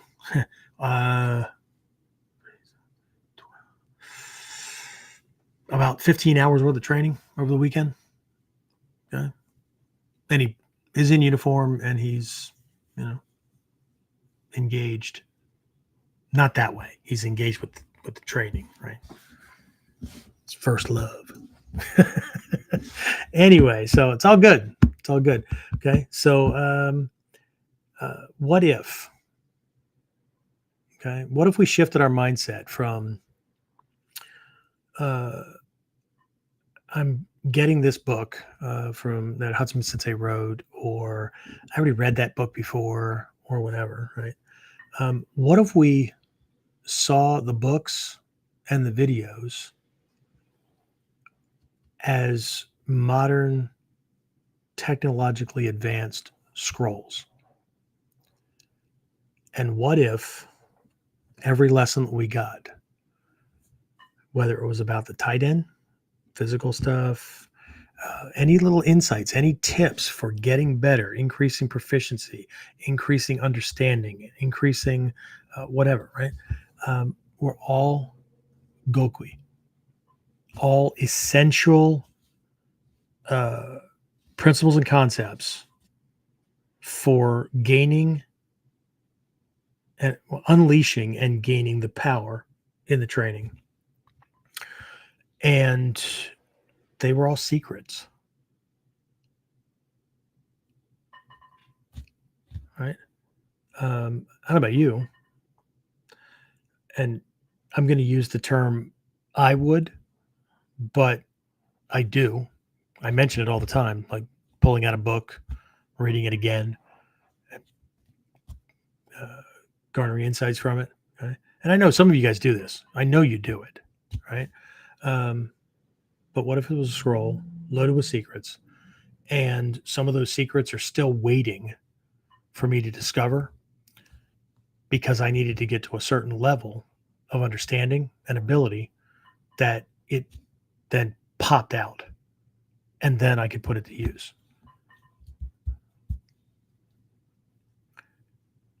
How different would things be? I don't know. Red pill, blue pill. All right, that's it. Anything else, James? No, sir. All right. If it caused anybody to fall asleep and drop your head on your keyboard and whatever, and your chiclets are now broken, whatever, I apologize. But the disclaimer is, right, you knew what you signed up for. And if you didn't, you should have. Right? And I equally apologize to anybody that I caused to drool on your electronics, and the only reason why you're not answering is because you short-circuited your shit out and now it doesn't work. Okay, I apologize for that as well. However, it was more important to me that you listen than that you figured it out. Okay, because I'm still trying to figure a bunch of this shit out. All right, that's it. We'll hit an interview. I'll let everybody know who that is once I have it all ironed out with the person that I want to interview. It's going to be one of my local guys this time. But once I have it all ironed out, you'll get the information. And then, we'll just keep moving from there. And then try to keep this in the back of your head, or the back of your notes, or the back of your throat. Whatever. Right. But we'll hit the Shizen Shugoku. We'll do Shinden Fudo-ryu one more time, episode after next, where we'll hit this highest level, which is actually is, for those of you in Mikyo, where we do the Heart Sutra, the mantra at the end, gone beyond enlightenment, right? That's a statement that the end goal, right? If you keep going, you will go so far beyond what you think the goal looks like. It's at the moment it's unfathomable. Okay. So Shizen Jugoku, right, is blowing through the end of the what seems to be the end of the path, right, and returning right back in the nature and whatnot. Right? It's like that Zen koan that I point out in the beginning, before training. Mountains are mountains, rivers are rivers. Right? To a student on the path, mountains are no longer mountains, rivers are no longer rivers. To a master, mountains are once again mountains, rivers are once again rivers, that kind of thing. Ad infinitum. Okay. But the difference is the process. Okay. To somebody just starting, they're in nature. They just don't know what that full experience is because they're like an observer watching experiences go by. It's like they're in the seat watching the stage play. The process strips that away and drags your happy ass up onto the stage and makes you act your role mindfully, but also feeling the rawness, the true nature of things. Right. So now you're not an observer. Okay? Now you're part of the happenings. Okay? But you got a whole bunch of insight. You can steer the play. There's a whole bunch of other things. So the beginner tries to steer things, but you can't steer shit that you don't know how it works. Okay. Once we know how it works, as one of my teachers used to say, there's nothing and no one you can't have. Which is why some of the Gokui that my students get from me make sure that the morals and ethics are solid and I'm not giving a loaded gun to a baby. And with that, we'll go ahead and wrap this up. And I'll talk to you guys next time on KUDEN. Get more of KUDEN Radio, subscribe through your favorite podcasting site, or join our clan of serious modern warriors at onlineninjaacademy.com.